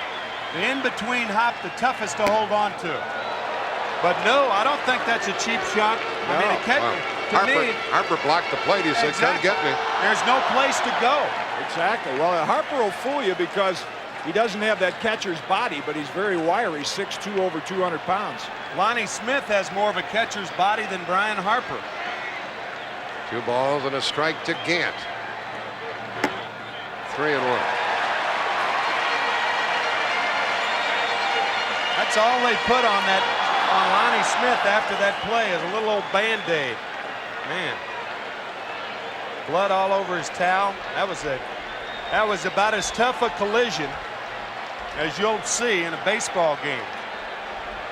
Pendleton at third, 1 out. Infield in, 3-1 to Gant. Score tied, 1-1, 5th inning.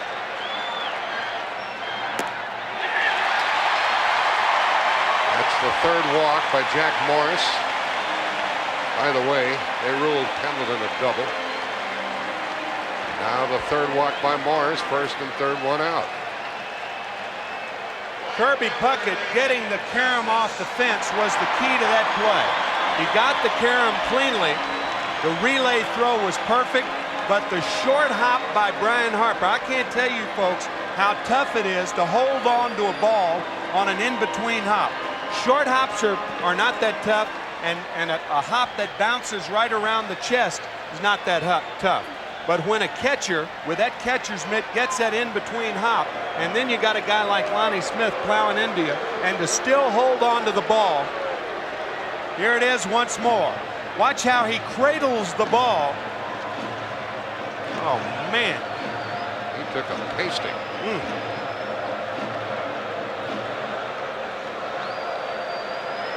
First and 3rd, 1 out. The batter, David Justice, 0 for 1 with a walk. And a threat to run. And a foul ball. Here's more from Jim Cott. Yeah, Jack and Tim, I think, again, that double is an indication of the Twins playing in an outdoor stadium away from the Metrodome. Kirby Puckett misjudged that ball just a touch. It carried, it jumped as it does here in Atlanta. Not accustomed to that in the indoor stadium. Barry Leach warming up in the bullpen. Tom Kelly trying to get through this 5th inning tie. And a fake throw to third, which you can do. I think Jack Morris, an indication of how the Twins play on the road this year. He was 13-3 at the Metrodome and 5-9 on the road. That's very interesting on that trick move by the pitcher Morris. Gant was going back to first all the while, so he was looking for it. It's up to Justice here. Here comes the runner trying to score. He is out. Pendleton is tagged out on another great play by Brian Harper. That's a difficult base running play for that runner. He doesn't know how far away it's going to go. Gant ends up at second, 2 out. You can put a caption on this inning. Just call it Harper's Bizarre. 2 bizarre plays by Brian Harper. I mean, this is an unbelievable performance by a guy they claim can't catch.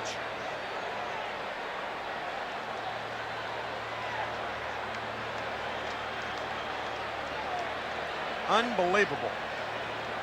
Larry Tata calling the play. Pendleton knew that he had misjudged the distance on that ball. The count is 1-1 to Justice with 2 out. They've had a single, a double, a walk, and 2 players out at the plate. 2 balls and a strike to David. 2 players out at the plate that could have been at third base with less than 2 outs with the meat of the order coming up. It's going to be tough for the Braves to recover from this inning unless Justice can get a big 2-out hit here. It could be the base had loaded, nobody out, instead of a runner second and 2 out. Justice pops it up into short left. Gladden is there. And the Braves do not score. We have played 5 and we are deadlocked. We'll return to Atlanta Fulton County Stadium after this message and a word from your local station.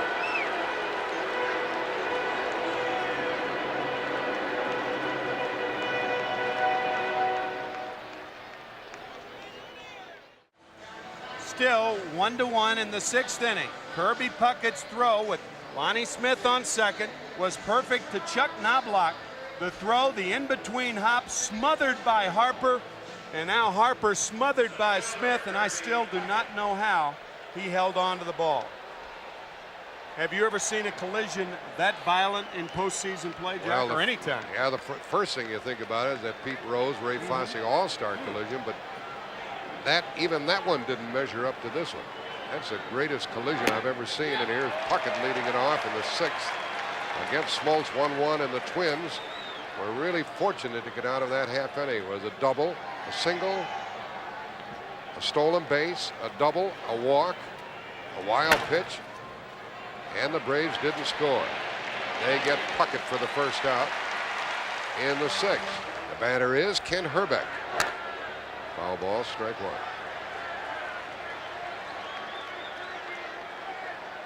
If the Braves lose this game, they will be looking at the home half of the 5th for a long time.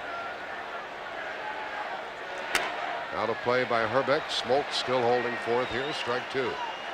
Really tough on a guy like John Smoltz. I mean, here's a young pitcher, 23 years old, and he saw what happened in the bottom of the 5th. He realizes his team could be up 3 or 4 to 1, but it's still tied, and he's still as impassive as ever with his eyes. And it's still 0-2 to Herbeck, who is 0-4-2 in this World Series.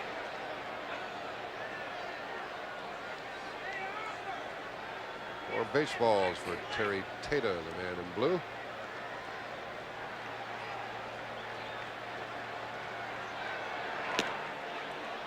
One and 2.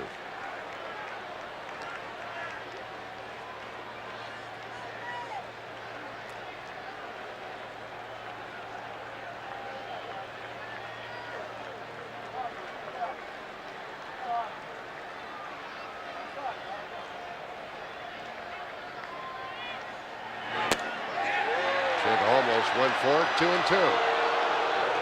Base umpire Don Becking.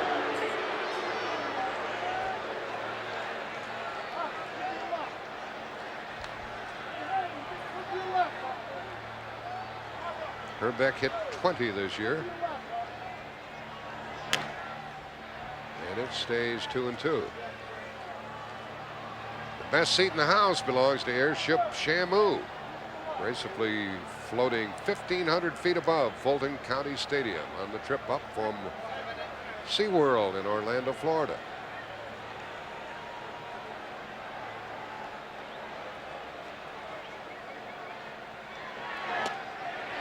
Herbeck won't go for it. And it's 3-2. Look at that little pretzel.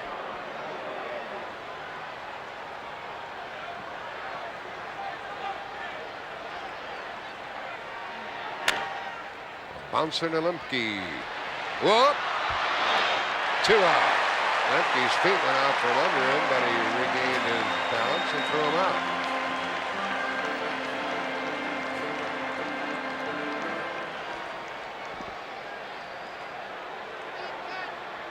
Well, Smoltz deals with the number 3 and 4 hitters and now takes on Brian Harper, who had a busy half inning, didn't he?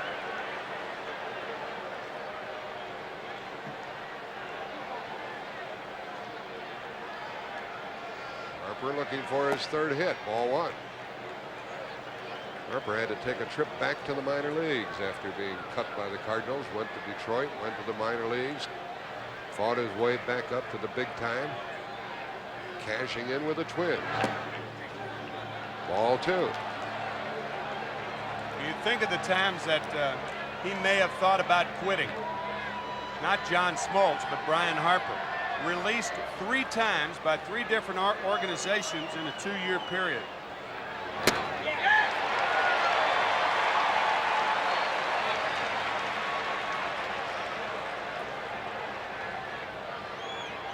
It's called Smoltz Smoke.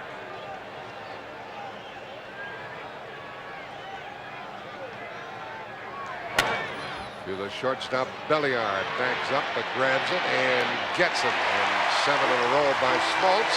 Home half of the 6th. We're tied 1 apiece.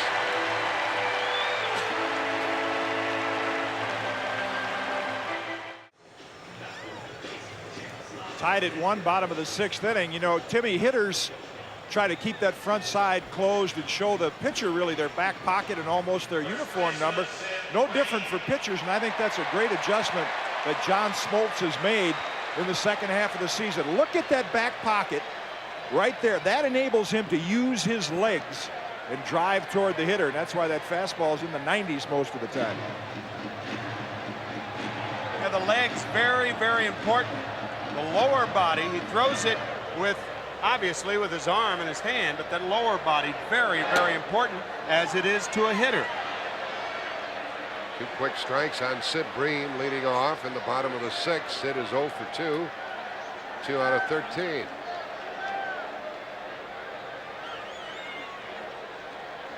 will be Bream, Olson, and Lemke against Jack Morris. Morris pitched 7 innings against Atlanta in the first game of this World Series.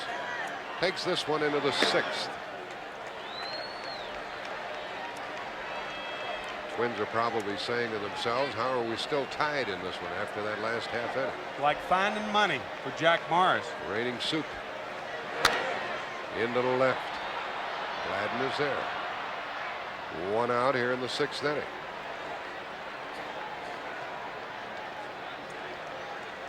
Batter is Greg Olson. Remember a remark yesterday before the game, Tom Kelly telling us, Jack, that, you know, players are not machines out there. And, you know, they are human beings. And if you're a member of the Atlanta Braves now, you're probably saying to yourself, what in the world do we have to do to score?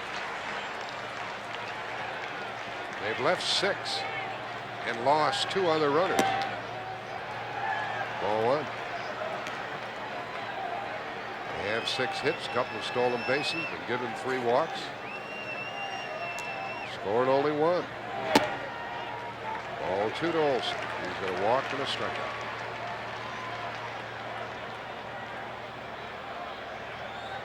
Only guy who scored for the Braves in this game is a guy who walked by Olson, Perry Pendleton. All the guys who are trying to have gone through him have been unsuccessful. Half swing, and Morris will throw out Olson for the 2nd out. Didn't get a very good swing on 2-0, did he? Now that's the 2nd time. That's what Morris can do to you.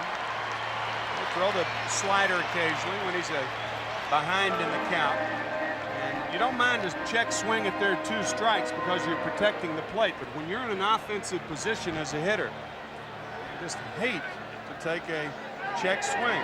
There we see Ted Simmons, Joe Torre. Torre used to manage down here in Atlanta.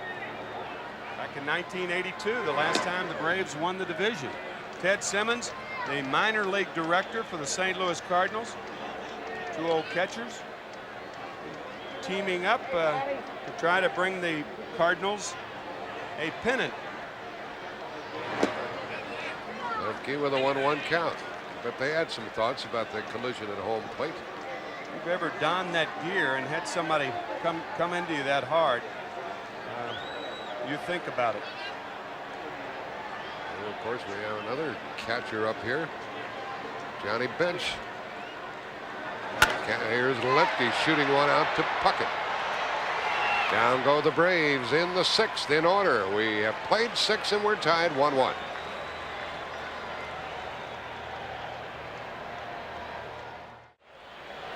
On hand, covering baseball in the World Series for the CBS Spanish Radio Network, Billy Berroa, Gustavo Moreno, Jaime Jarin, Edgar Perea, and Armando Talavera. They have 40 million listeners in the USA and Latin America. As far south as Ecuador.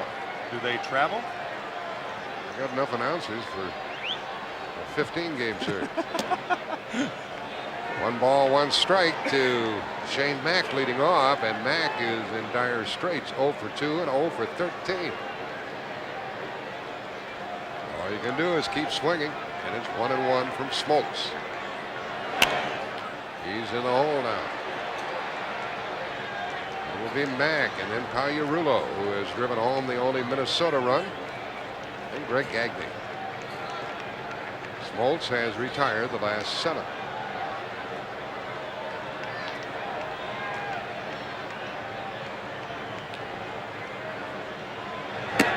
2-2.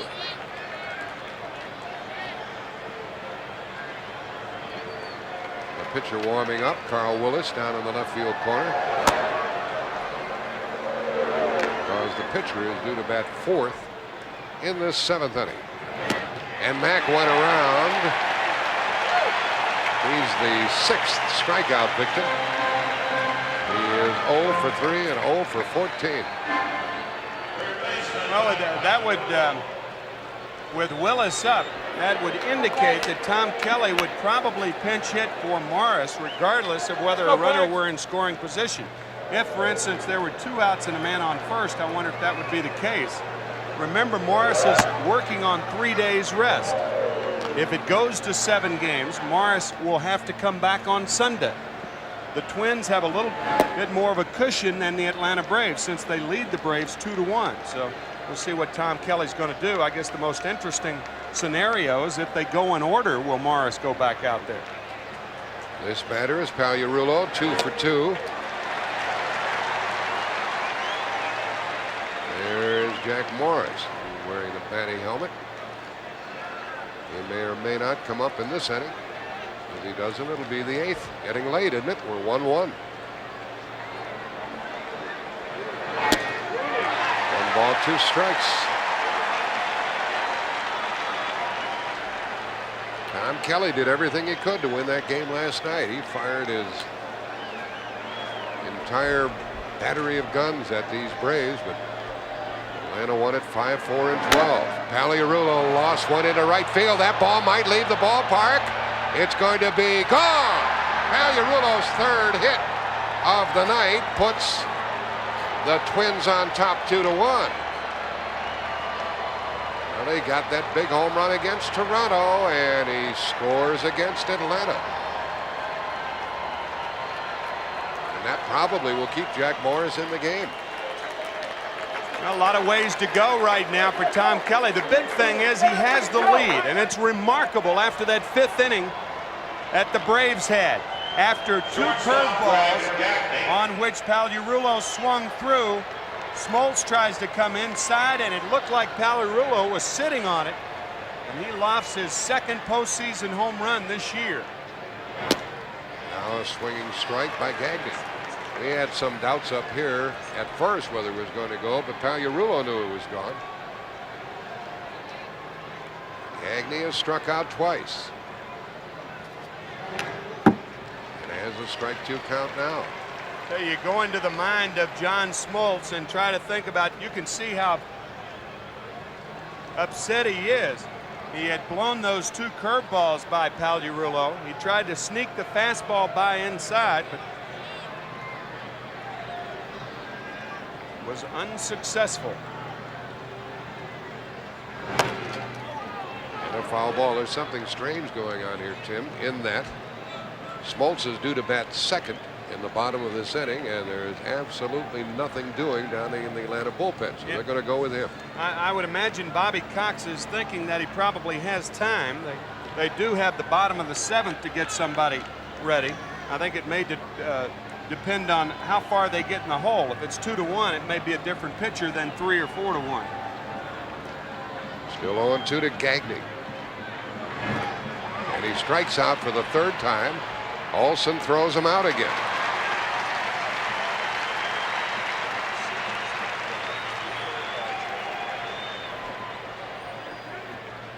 John Smoltz, after the 2 breaking balls, tries to throw the fastball. That's a 4-seamer. We talked about the sweet spot a couple of times in last night's game. Just over the fence, and John Smoltz obviously upset. I mean, you never know what he's thinking, but I would imagine he's thinking, he looked bad on 2 curveballs, and I tried to throw the fastball. Why didn't I come back with another curveball? You know, people talk about second guessing, that players don't do that. Players do that all the time. You try not to, but again, you're not a machine, you're a human being. They're going to lift Jack Morris here. He will be finished after 6 innings. And Gene Larkin is going to pinch hit. And Tom Kelly will turn to that bullpen, which has served him so well in the postseason. Smoltz has 2 strikeouts in the inning and 7 in the game. And Gene Larkin will bat for Jack Morris.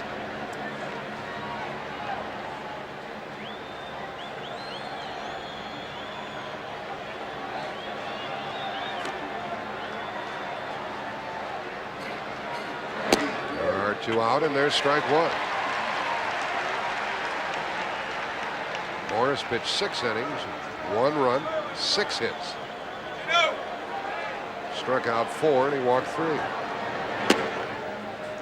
And he has a chance to win his 4th World Series game without a loss.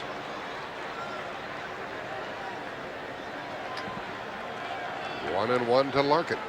He's in the hole now. If Jack Morris wins, he'll be 7-1 in postseason play during his career. With 4 postseason wins this year, only Dave Stewart of the Oakland Athletics has done it in postseason play. There is, however, one asterisk. Back in 1981, you remember that was a strike season, and Bert Hooton did it.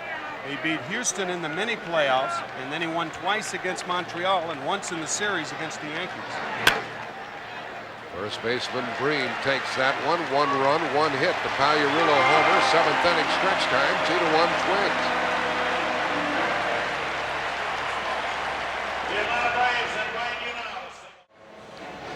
We're in the home half of the 7th, and the Twins lead it 2-1. Pagliarulo has driven home both runs for the Twins. They call on Carl Willis, his 2nd World Series appearance. And as John Smoltz went to the dugout, he was unhappy. Remember those 2 curveballs, swing and a miss by Pagliarulo, and then the fastball he tried to sneak by him? I would imagine that's what he's thinking about right now.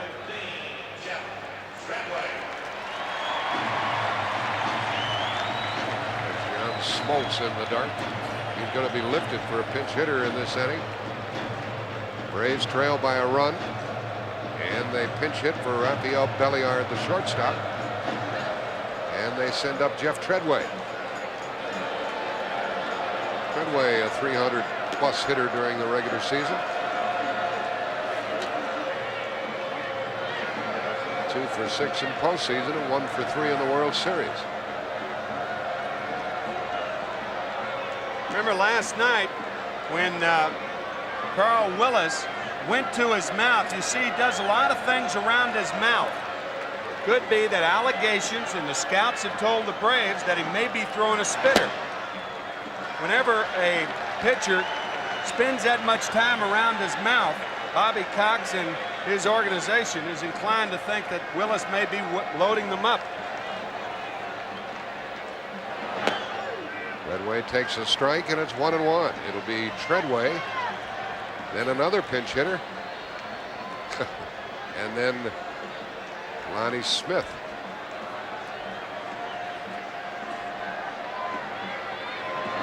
Treadway pops it into left for Gladden, who's been very busy. Let's go downstairs to Pat O'Brien. All right, Jack, thank you very much. Sitting with a couple of Cardinals, a couple of catchers, Ted Simmons and Joe Torre. What'd you think of that collision at home plate, Ted? Oh, it's right on the nose. I mean, it gets real exciting in a game when something like that happens. Harper took a severe bolt, but he hung on. The best one or the worst one you've seen? You had one this year in your park. That's one of the best ones, and the other one was when Langford from our ball club knocked out Dalton. And we win a ball game. Same type of collision at home plate. He's going to feel it in the morning. Dawn on you guys up there that everybody involved here is a Cardinal. These 2 guys, Harper, Smith, McCarver, and Buck. Back to you. Well, Tommy Gregg never played for the Cardinals. He's the pinch hitter here for John Smoltz. Smoltz leading the game, trailing 2-1. Gregg takes ball 1. Pat O'Brien could have put Jim Cott in that boat, too. Kitty, a member of the 1982 World Champion Cardinals. Got 3 of them.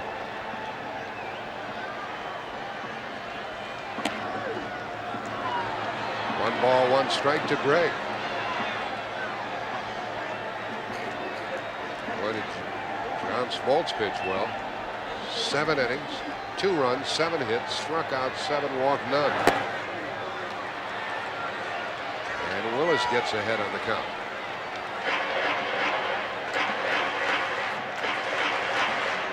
See all that movement around the mouth. You know, the glove goes up there, the hand goes up there. Really not supposed to go to your mouth when you're on the mound. Even though tonight may be cool enough for the umpires to allow the pitchers to blow on their hands.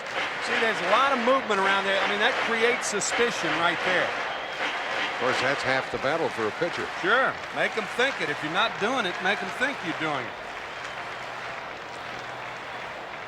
1-2 to the pinch hitter, Tommy Gregg.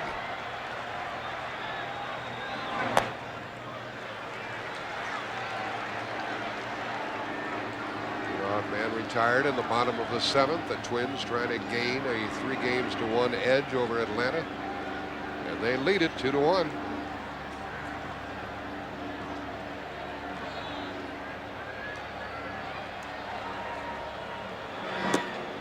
Three and two. Willis walked a couple in his other World Series appearance. New pitcher for Atlanta is going to be Mark Wohlers.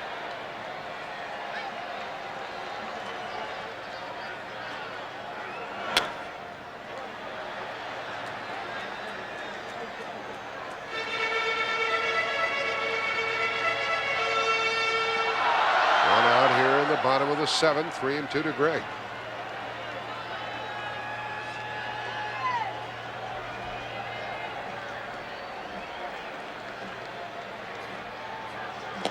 Strike called, and Gregg is down. Willis gets his first strikeout. We have Richie Garcia, who is an American League umpire and with us during the series. Richie, where do you draw the line as far as going to your mouth if you're an umpire and somebody like Carl Willis is up there? Well, the main thing that you want him to do, you notice he goes to his neck. Well, anytime he goes to any part of the skin, the umpires are going to make him wipe. As far as his glove going to his mouth, I personally believe that it's just a habit that he has. I don't believe he's doing anything at all. We've watched him during the season. He's been accused during the season of throwing a spitter. Oh, we've watched him. Right? Well, he's been accused, but we've watched him, and I've watched him myself. Here's Lonnie hitting one a ton to tie it.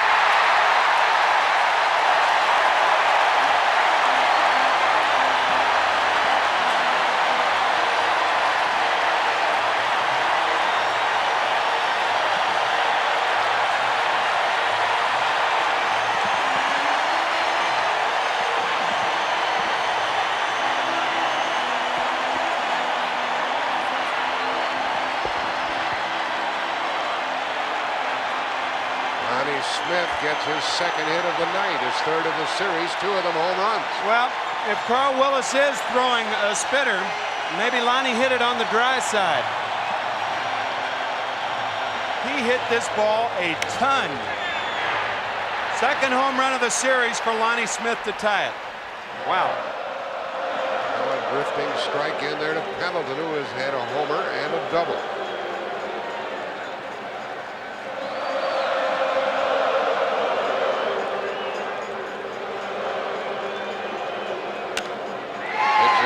Center, Gladden goes to it and has it, and the inning is over. But we're all tied after 7, and now it's 2-2.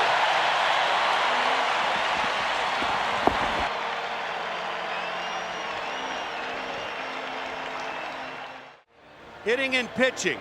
The pitchers try to keep it off the sweet spot, and the hitters try to make contact right there. And that's what Lonnie Smith did, and this game's tied up. From one sweet spot to the other. The new pitcher is Mark Wohlers. He is in his 3rd World Series game. Only pitched an inning and a third. We have a new shortstop. That's Jeff Blauser, playing where Belliard had been playing.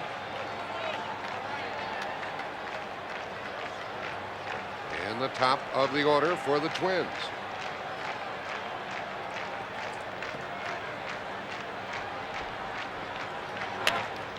Pendleton scoops it. Good play. 1 out. Gladden 0 for 4.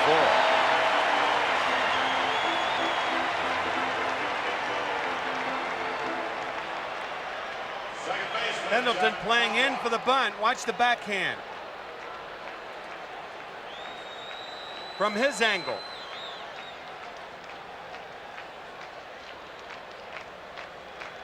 Wasn't easy, was it? Soft hands. Made Now- it look easy, though. He sure did. Now at the plate, it's Knobloch. He doubled in the first, 1 for 3. Ball 1 from Wohlers.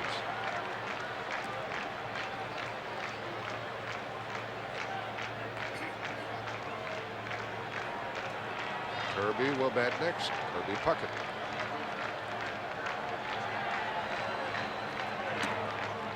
Ball 2. The one problem with the Atlanta defense right now, Jeff Blauser hit in the right elbow. A fungo bat hit him. Pat Corrales, I talked to Jeff before the game. I'm not too sure he'd tell me if his throwing arm were hurting him, but he said it's okay. Now that can be, defined as a lot of things. Is it okay to throw from the hole? We'll see. Wohlers comes back with a strike. This young pitcher, Mark Wohlers, from Holyoke, Mass. His pitching skills not totally refined. He can blow the ball. He can strike you out. And he does issue a few walks. 2-2. I knew you'd get Holyoke in. Oh, yeah. Yeah, you have to. It's like my reference to Memphis, right? Yeah. Got to get the Paper City on the map. Sure. Right outside Springfield, or is Springfield outside Holyoke? That's about 8 miles from Springfield.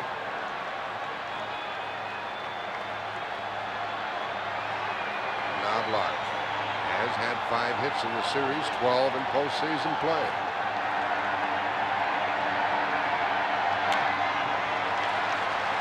Think of all the hometowns represented here on both clubs. In this country, Latin America, Canada. It's the beauty of baseball, isn't it? Sure is. Brings them all together. All sorts of folks from everywhere.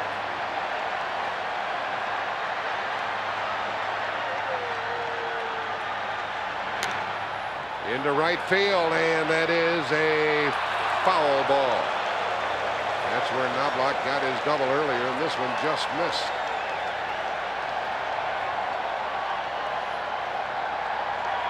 Watch Drew Coble, the right field umpire. Now, boy, that's about as close as you can get. I mean, you can't get any closer to calling a ball. That ball was right near his feet. That's why there are 6 umpires carried in postseason play. Drew Coble right on it. Almost hit him. Yeah, he's had some tough plays to call. That's the thing about an umpire, see, if you're in foul territory and the ball hits you, you know it's foul.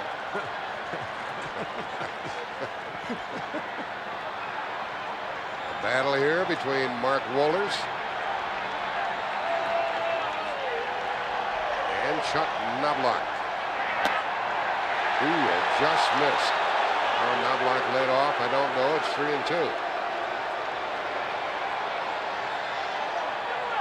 That guy ready. He's got the ball in his glove and the feathers to go with his outfit. It's a good one. We're in the 8th inning. We're tied 2-2, 1 out. Wohlers in relief of Smoltz. And Knobloch gets on base with 1 out ahead of Puckett. Game 5 right here at Atlanta's Fulton County Stadium tomorrow night. And our starting time, 8 o'clock Eastern time. Kevin Tappany, a winner earlier against Tommy Glavin, coming back on 3 days rest, both of these pitchers. Glavin was a loser in this series to this point. Well, Bobby Cox comes out. And he's already made the call for Mike Stanton. He'll be the 3rd Atlanta hurler.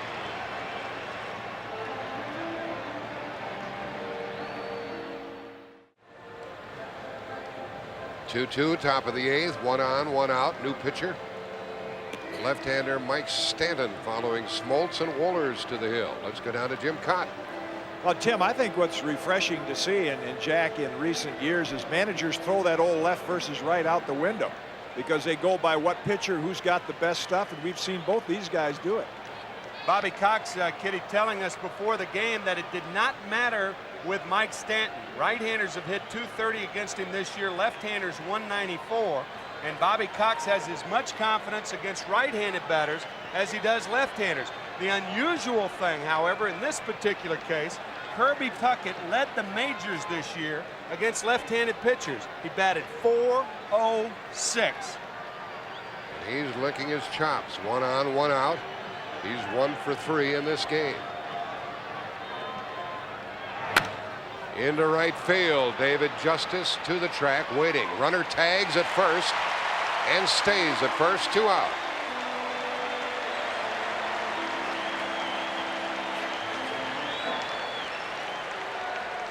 Now the left-handed batter will come up. And Ken Herbeck. First pitch hitting. Kirby Puckett chooses one. Can't get around on it. Mike Stanton with 74 appearances this year as a rookie. That's 4 shy of Tim Burke's rookie record back in 1985. Herbeck is wearing the collar.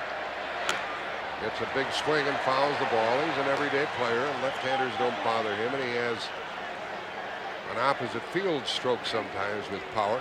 How about Puckett? 1 for 4 and 2 out of 16. They're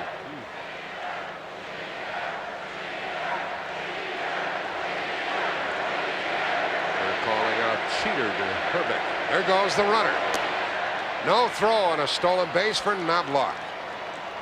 Knobloch gets down to second with 2 out.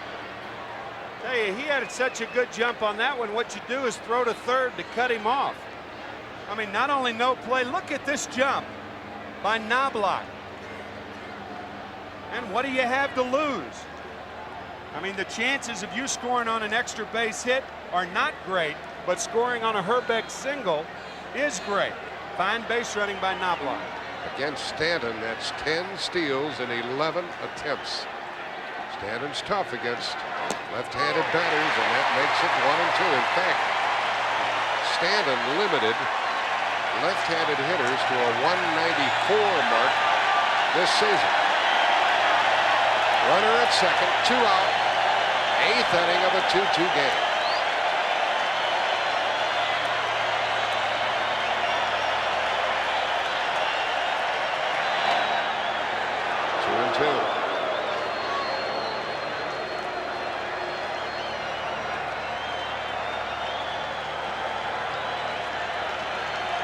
Fastball up and in to Ken Herbeck. And it evens the count 2 and 2. A roll hit would put the Twins on top. Foul ball keeps Herbeck up there.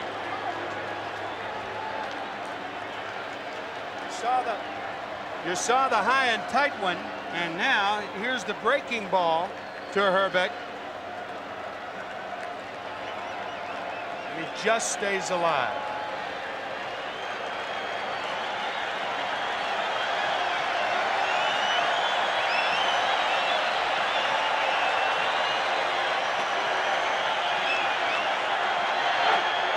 Struck him out on a ball in the dirt. Out at first, and we're still tied. The Braves will send up some good hitters in the bottom of the 8th.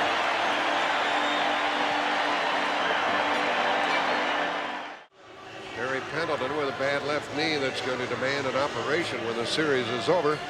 Being worked on between innings here by one of the Atlanta trainers. We are in the bottom of the 8th inning. Cinderella Braves are serious. Well, this is a serious game here. 2-2 in the home half of the 8th with Gant, Justice, and Bream coming up against Carl Willis, who worked the 7th and allowed a home run to Lonnie Smith. Pagliarulo drove in a run. Pendleton homered. Pagliarulo hit a home run. So did Lonnie Smith, and here we are. Tim, this is a dangerous team, Atlanta, to flirt with in the late innings, tie game or whatever. They've got some people that can knock it out of this friendly park. Ron Gant's one of them. He's leading it off here. 32 home runs on the year. I think I'd play Pagliarulo on the line in this situation. Gagne over near the hole, and Pagliarulo appears to be playing straight up. Gant, the type of guy who can spank it down the line. Willis gets a strike in there to Ron Gant, who's had a single and a walk. Pagliarulo 2 steps off the line, and Gagne playing in the hole at short. You know what Gant's thinking. 1-1. Well, we had a bizarre Atlanta 5th. Can that fellow see or not? Security guy, I guess he can. Doesn't look like it from the outside. Bottom of the 5th, Atlanta did everything but score a run. They had a single, a double, a walk, a stolen base, a wild pitch. Gant hits it right to Pagliarulo. Was he in the right spot? 1 out. He hit it to his right. 2 steps to his right.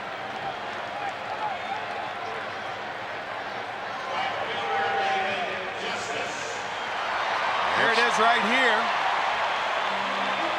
2 steps to his right, 2 steps and have a ball. That's exactly what Pagliarulo did. And we're going to have another pitcher as Tom Kelly comes out.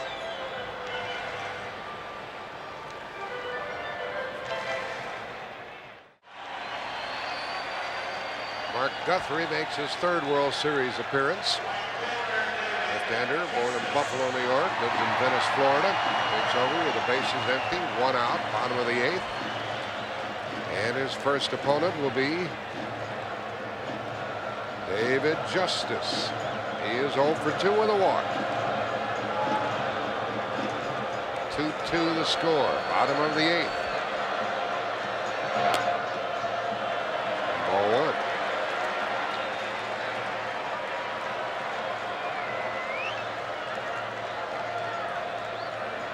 Jack Morris allowed 1 run, and Carl Willis a run. 1 ball, 1 strike.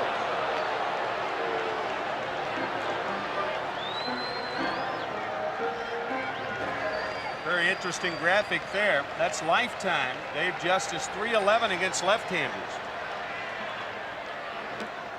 2 balls and a strike. Alejandro Pena on his feet in the right field corner.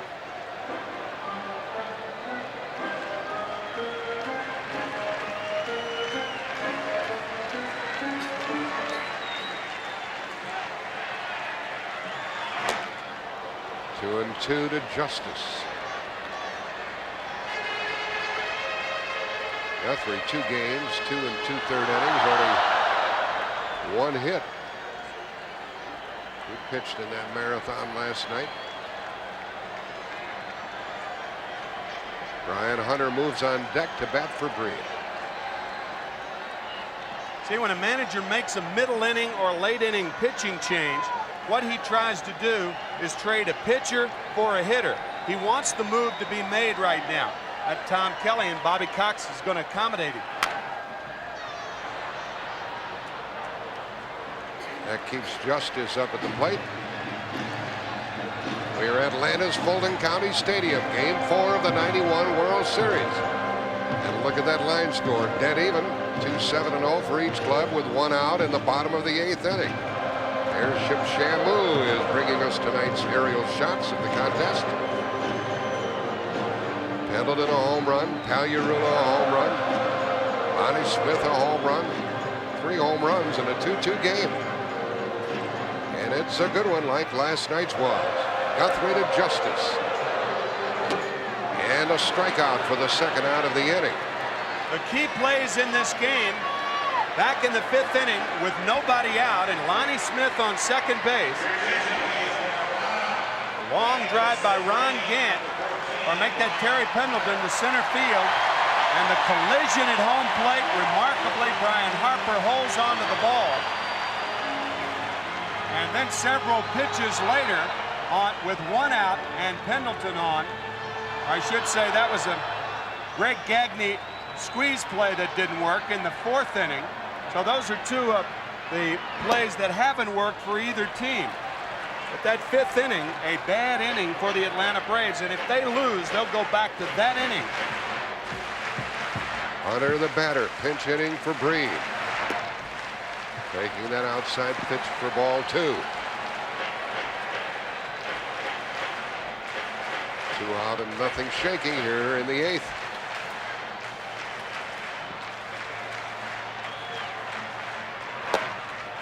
That missed. I would guess that Hunter is swinging. 3-0, 2 out. Hunter with a big home run in the 7th game of the NLCS last Thursday off John Smiley. He is swinging and drills it into right center field, but Shane Mack goes back to make the catch, and now we played 8 innings of a 2-2 game.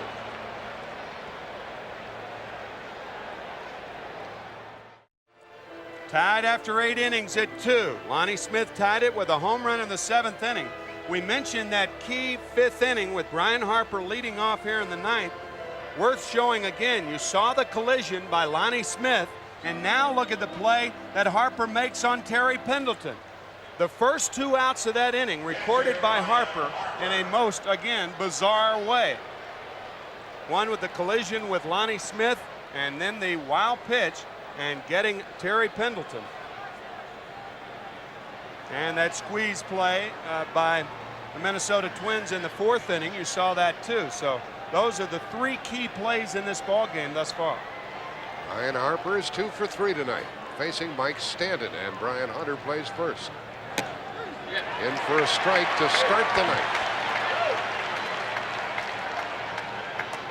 Harper and then Mack and then Pagliarulo, who has 3 hits.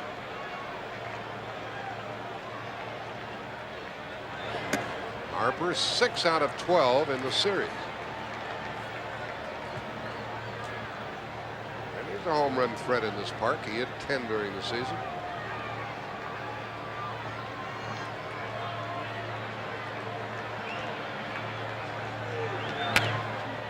One ball, 2 strikes. Airship Shamu bringing us the aerial shots of this game. Twins and the Braves, and up from Orlando, Florida in SeaWorld is Shamu. Quite a sight in itself, isn't it? 2 balls, 2 strikes. Minnesota has left 4. Atlanta's left a half dozen.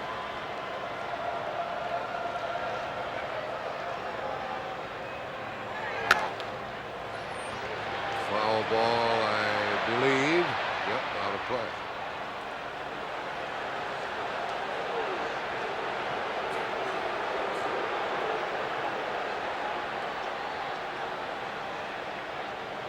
Told you about Harper earlier.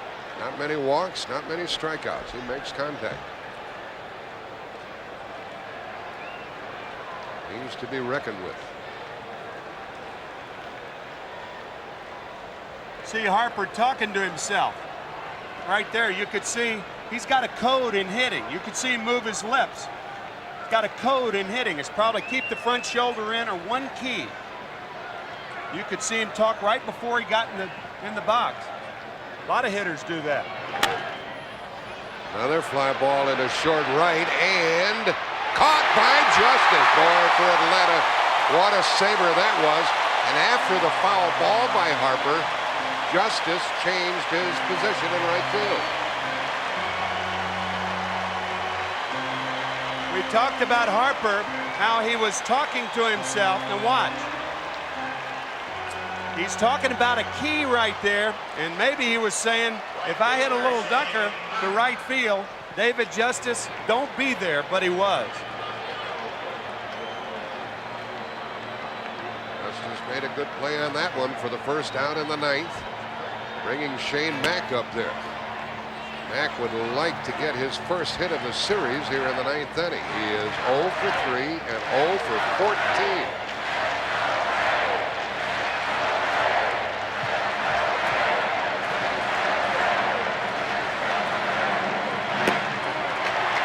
One ball, 1 strike. You'd think with, 50,000 plus people in the stands that you wouldn't be lonely out there, but some guys get lonely and they talk to themselves. Pitchers do it all the time. A lot of hitters do it. Work on one key, try to put it in motion, and you could clearly see Harper telling himself something to try to keep his focus right there. He's his own psychologist. Yeah, right. Saves a lot of money.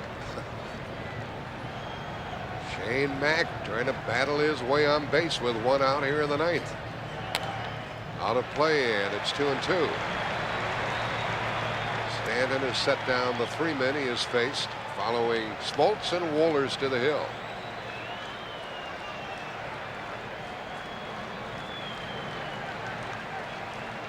Sid Bream taking a baseball apart, trying to find a message in there. Shane Mack to Justice. That's the second out, and Mack can't buy a hit. He's 0 for 4 and 0 for 15.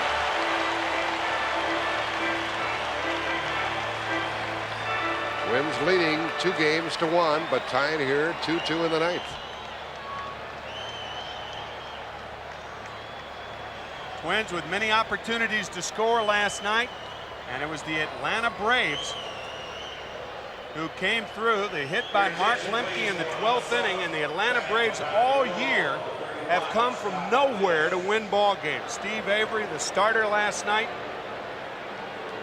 Atlanta winning the National League Western Division by 1 game over the Dodgers, then coming from behind to beat the Pirates. They're behind in this series.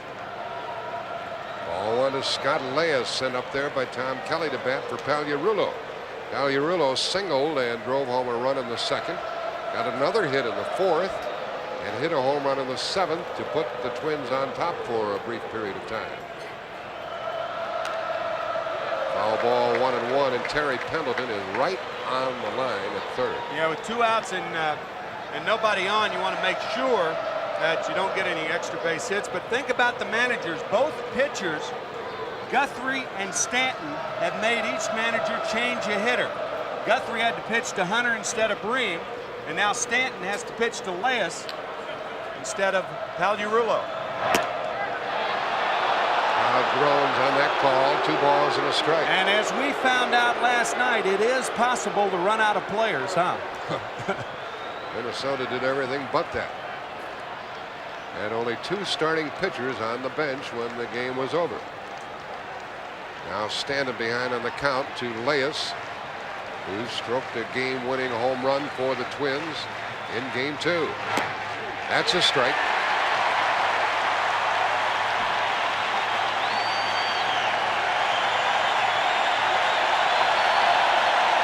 And the crowd wants this top of the ninth to end right here.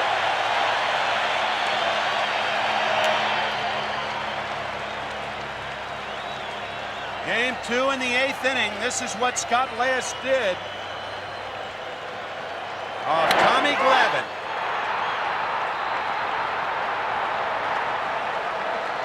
And Minnesota won it 3-2 because of that home run. Leyes up with a 2-2 count, 2 out. And another foul.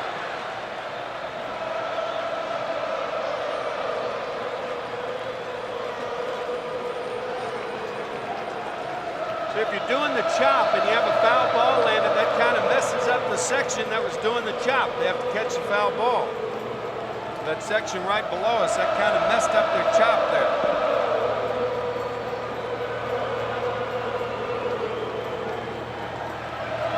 Smoltz, Wohlers, now Stanton was retired 4 in a row.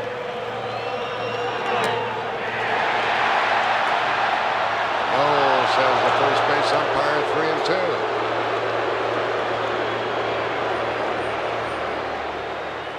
It didn't even look close enough for an appeal play. We'll see. Wow. Wow. Wow. Yeah. He could have gone around then. That was very close. Now it's 3-2. And a base hit, perhaps. Lonnie grabbed it. Oh, that ball was knuckling out there, and he caught it to send us tied into the bottom of the ninth inning, 2-2.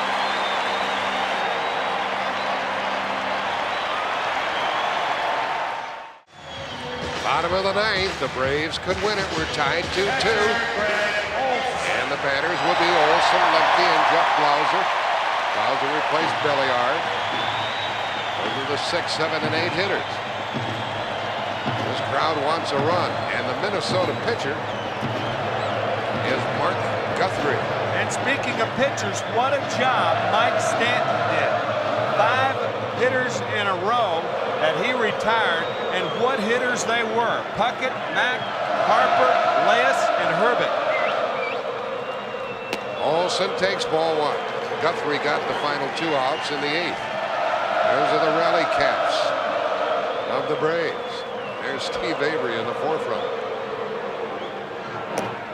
Strike call, and they call them their shark caps. They're going for the kill. A run here in the bottom of the 9th would tie this series at 2 games apiece. Hard hit to Gagne, bad hop. He stays with it and out at first. A great play by the shortstop. That ball was whistling and took a nasty hop. Now, one thing, if your third baseman is playing more toward the line, you as a shortstop have to cheat toward the hole. See PAGLIARULO or Leyes near the line, and Gagne cheating over there, especially with the left-hander pitching to a right-hander, and he makes a rather easy play out of it.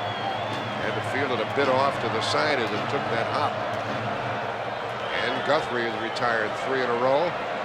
Deals with Lemke. He hits one deep into left center field. That's being chased at the wall and up again. He's going to end up at third with 1 out.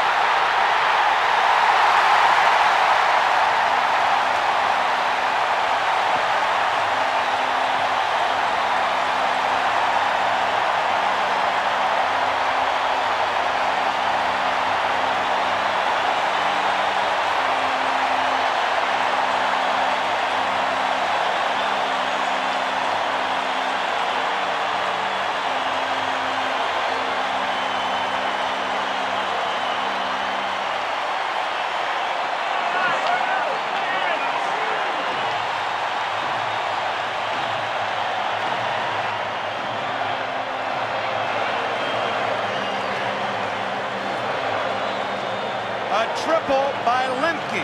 He had already singled, doubled. He won last night's game, and this one at the base of the wall, rattling off the hand of Gladden.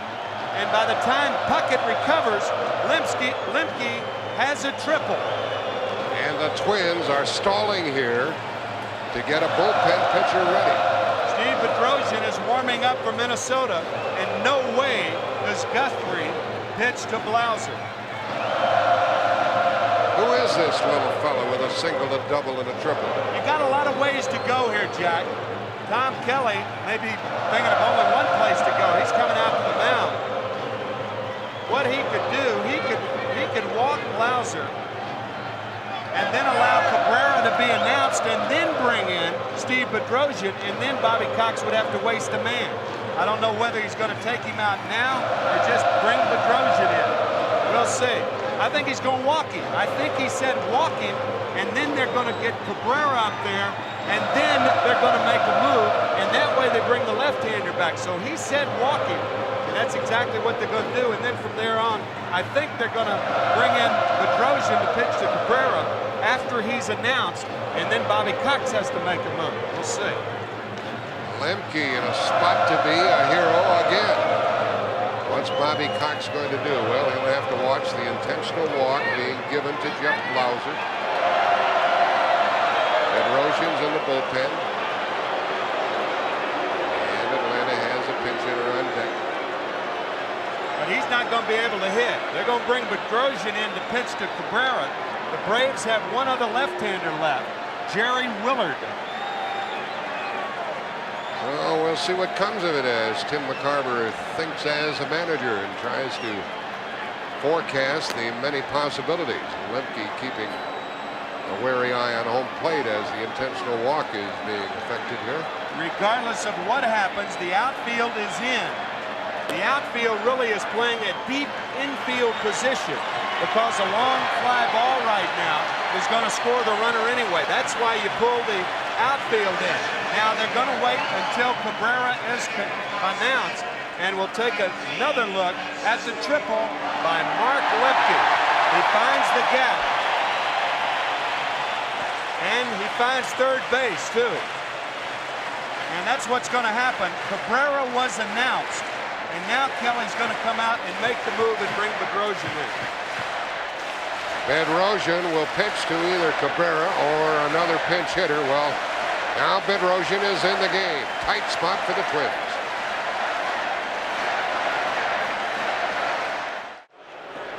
More moves than a Swiss watch in this inning. Al Newman will be the new third baseman, replacing Scott Leyes.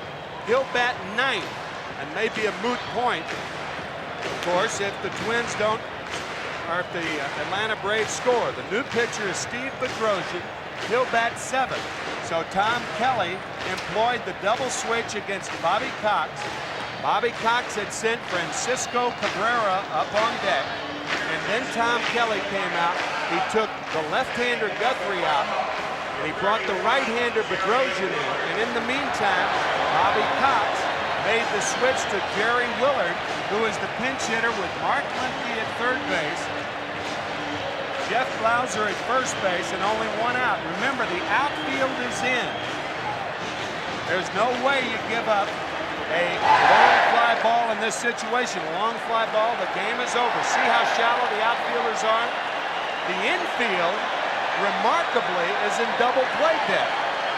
Jerry Willard, the pinch hitter, a much-traveled ball player, in a spot to be an Atlanta hero.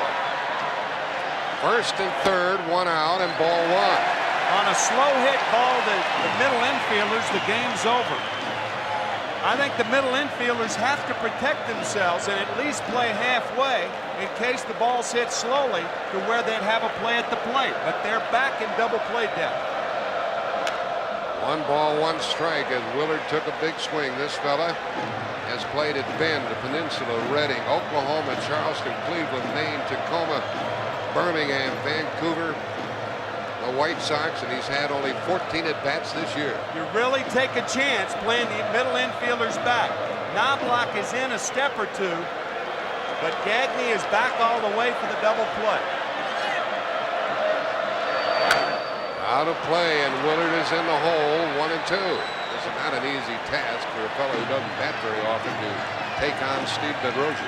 Tom Kelly probably thinking that Willard is not a fast runner, and even on a slowly hit ball, they may still have a chance for a double play. Triple by Lemke. The intentional walk followed to Blauser, and now Willard, the pinch hitter, is in the hole with 1 out. That's going to be a winner for Atlanta. The runner tags at third. Here's the throw from Matt. Here's Lemke. He is out. Safe. They called it safe. And Atlanta wins, and we're tied 2 games apiece. They said Harper did not tag it.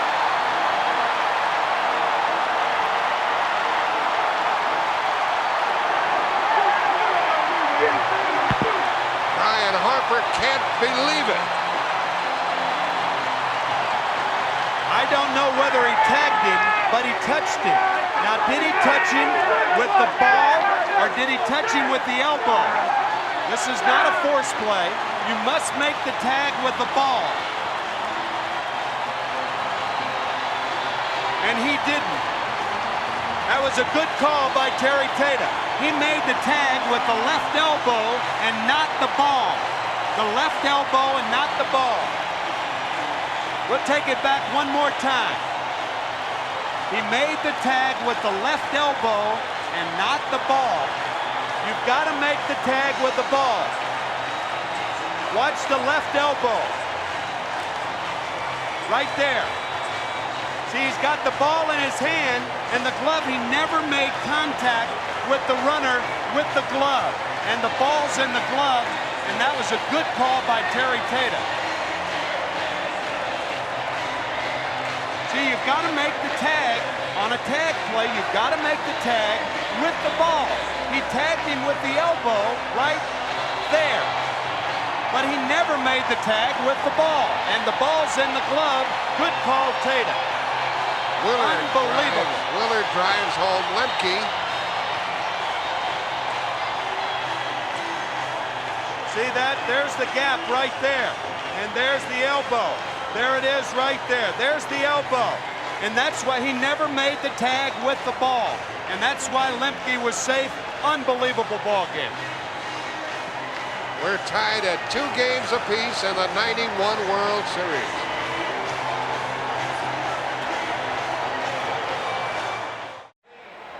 On the heels of last night's 12-inning thriller, we get another dandy here Welcome tonight. back to Atlanta Fulton with County Atlanta Stadium. leading, Atlanta has winning just the game 3-2 and tied at 2 games apiece. I will read from the rule book on that play that ended the game.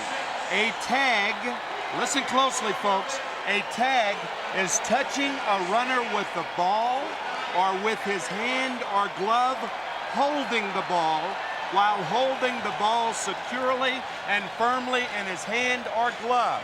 You must touch him with the ball or with the glove with the ball in it. And as you see right there, the elbow touched Lemke, but not the glove with the ball or the hand with the ball in it, and that's why Lemke was safe. Right on, Tim McCarver, and here is Jim Cotton. The hero of last night's game, and again tonight in the middle of it, Mark Lemke described that play that Tim McCarver just read the rule. Brian Harper made contact with you, but he didn't tag you. Yeah, I kind of bumped him on his shoulder and slid around the outside. I think that was a situation where if I go after the catcher and knock the catcher over, I think I'm out. I tried to get around Brian. He gave me the shoulder into my side, and I was lucky enough to get around and get my hand on home plate, and he didn't never get the glove on me. You know, you made an interesting point. You'd like to get excited looking at this, but these 2 nights emotionally drain you. Yeah, these are the most emotionally drained games I've ever been through this season, and you know, you want to be so excited about it, but you know, you're just tired and you're drained, and you just want to look forward to a nice quiet place, some rest, and look forward to tomorrow night's game. Well, you'll get that and look forward to it and enjoy the times and the memories. Let's go back to Pat O'Brien. Kitty, gentlemen, thank you very much. So he's the hero of this morning's game. About 12:30 this morning, he's the hero of tonight's game, and the Chevrolet player of the game is, guess who, folks? Mark Lemke of the Braves. And Chevrolet will donate $1,000 on his behalf to the Special Olympics. And Tommy Lasorda is still with us. And Tommy, what about that play at the end? Well, first of all, Mark Lemke may be the only guy in the history of the World Series to win 2 games in one day. Same day, you're right. And I'll tell you something. This is an exciting ball game, Pat. No question about it. And that play at home plate was as close as you can get. But I think that Terry Tatum made the right call. He looked like he hit him with his elbow, but he did not touch him with the glove and the ball. That's the way it appeared to me on television. Exciting stuff from Atlanta Fulton County Stadium. It's been some night, folks. We'll be back after a commercial and a word from your local station. Stay with us, please. Here is playing Celebration, and that's what they'll be doing in Atlanta tonight. And it has been, as we said, some night for baseball. A beautiful night outdoors on the grass, and we hope you enjoyed it, because that does it for this Game 4. And for all of us at CBS Sports, I'm Pat O'Brien saying good night from Atlanta. Once again, our final score, the Braves 3, the Minnesota Twins 2, and so the series as even at 2 apiece. Join us again tomorrow night at 8 o'clock Eastern time for Game 5. It'll be Kevin Tapani for the Twins and Tom Glavine for the Braves. CBS Sports coverage of Game 4 of the 1991 World Series is brought to you by Toyota and their quality line of 1992 cars and trucks. Toyota, I love what you do for me. Hershey's Bar None, the candy bar that named itself. And by Sony, where imagination and innovation create the ultimate in sight and sound.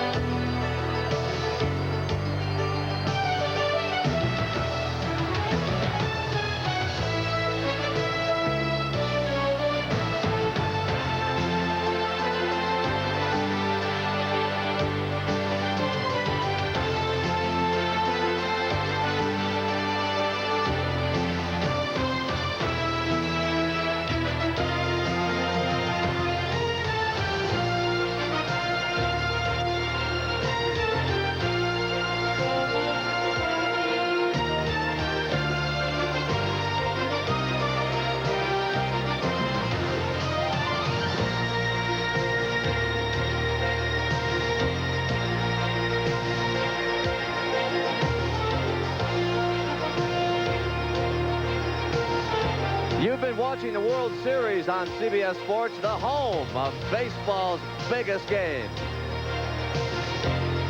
They call it the Fall Classic. Mark Lemke and friends have given us some classic moments. The series is tied. The collisions are only beginning. See you tomorrow, folks. Good night, everybody.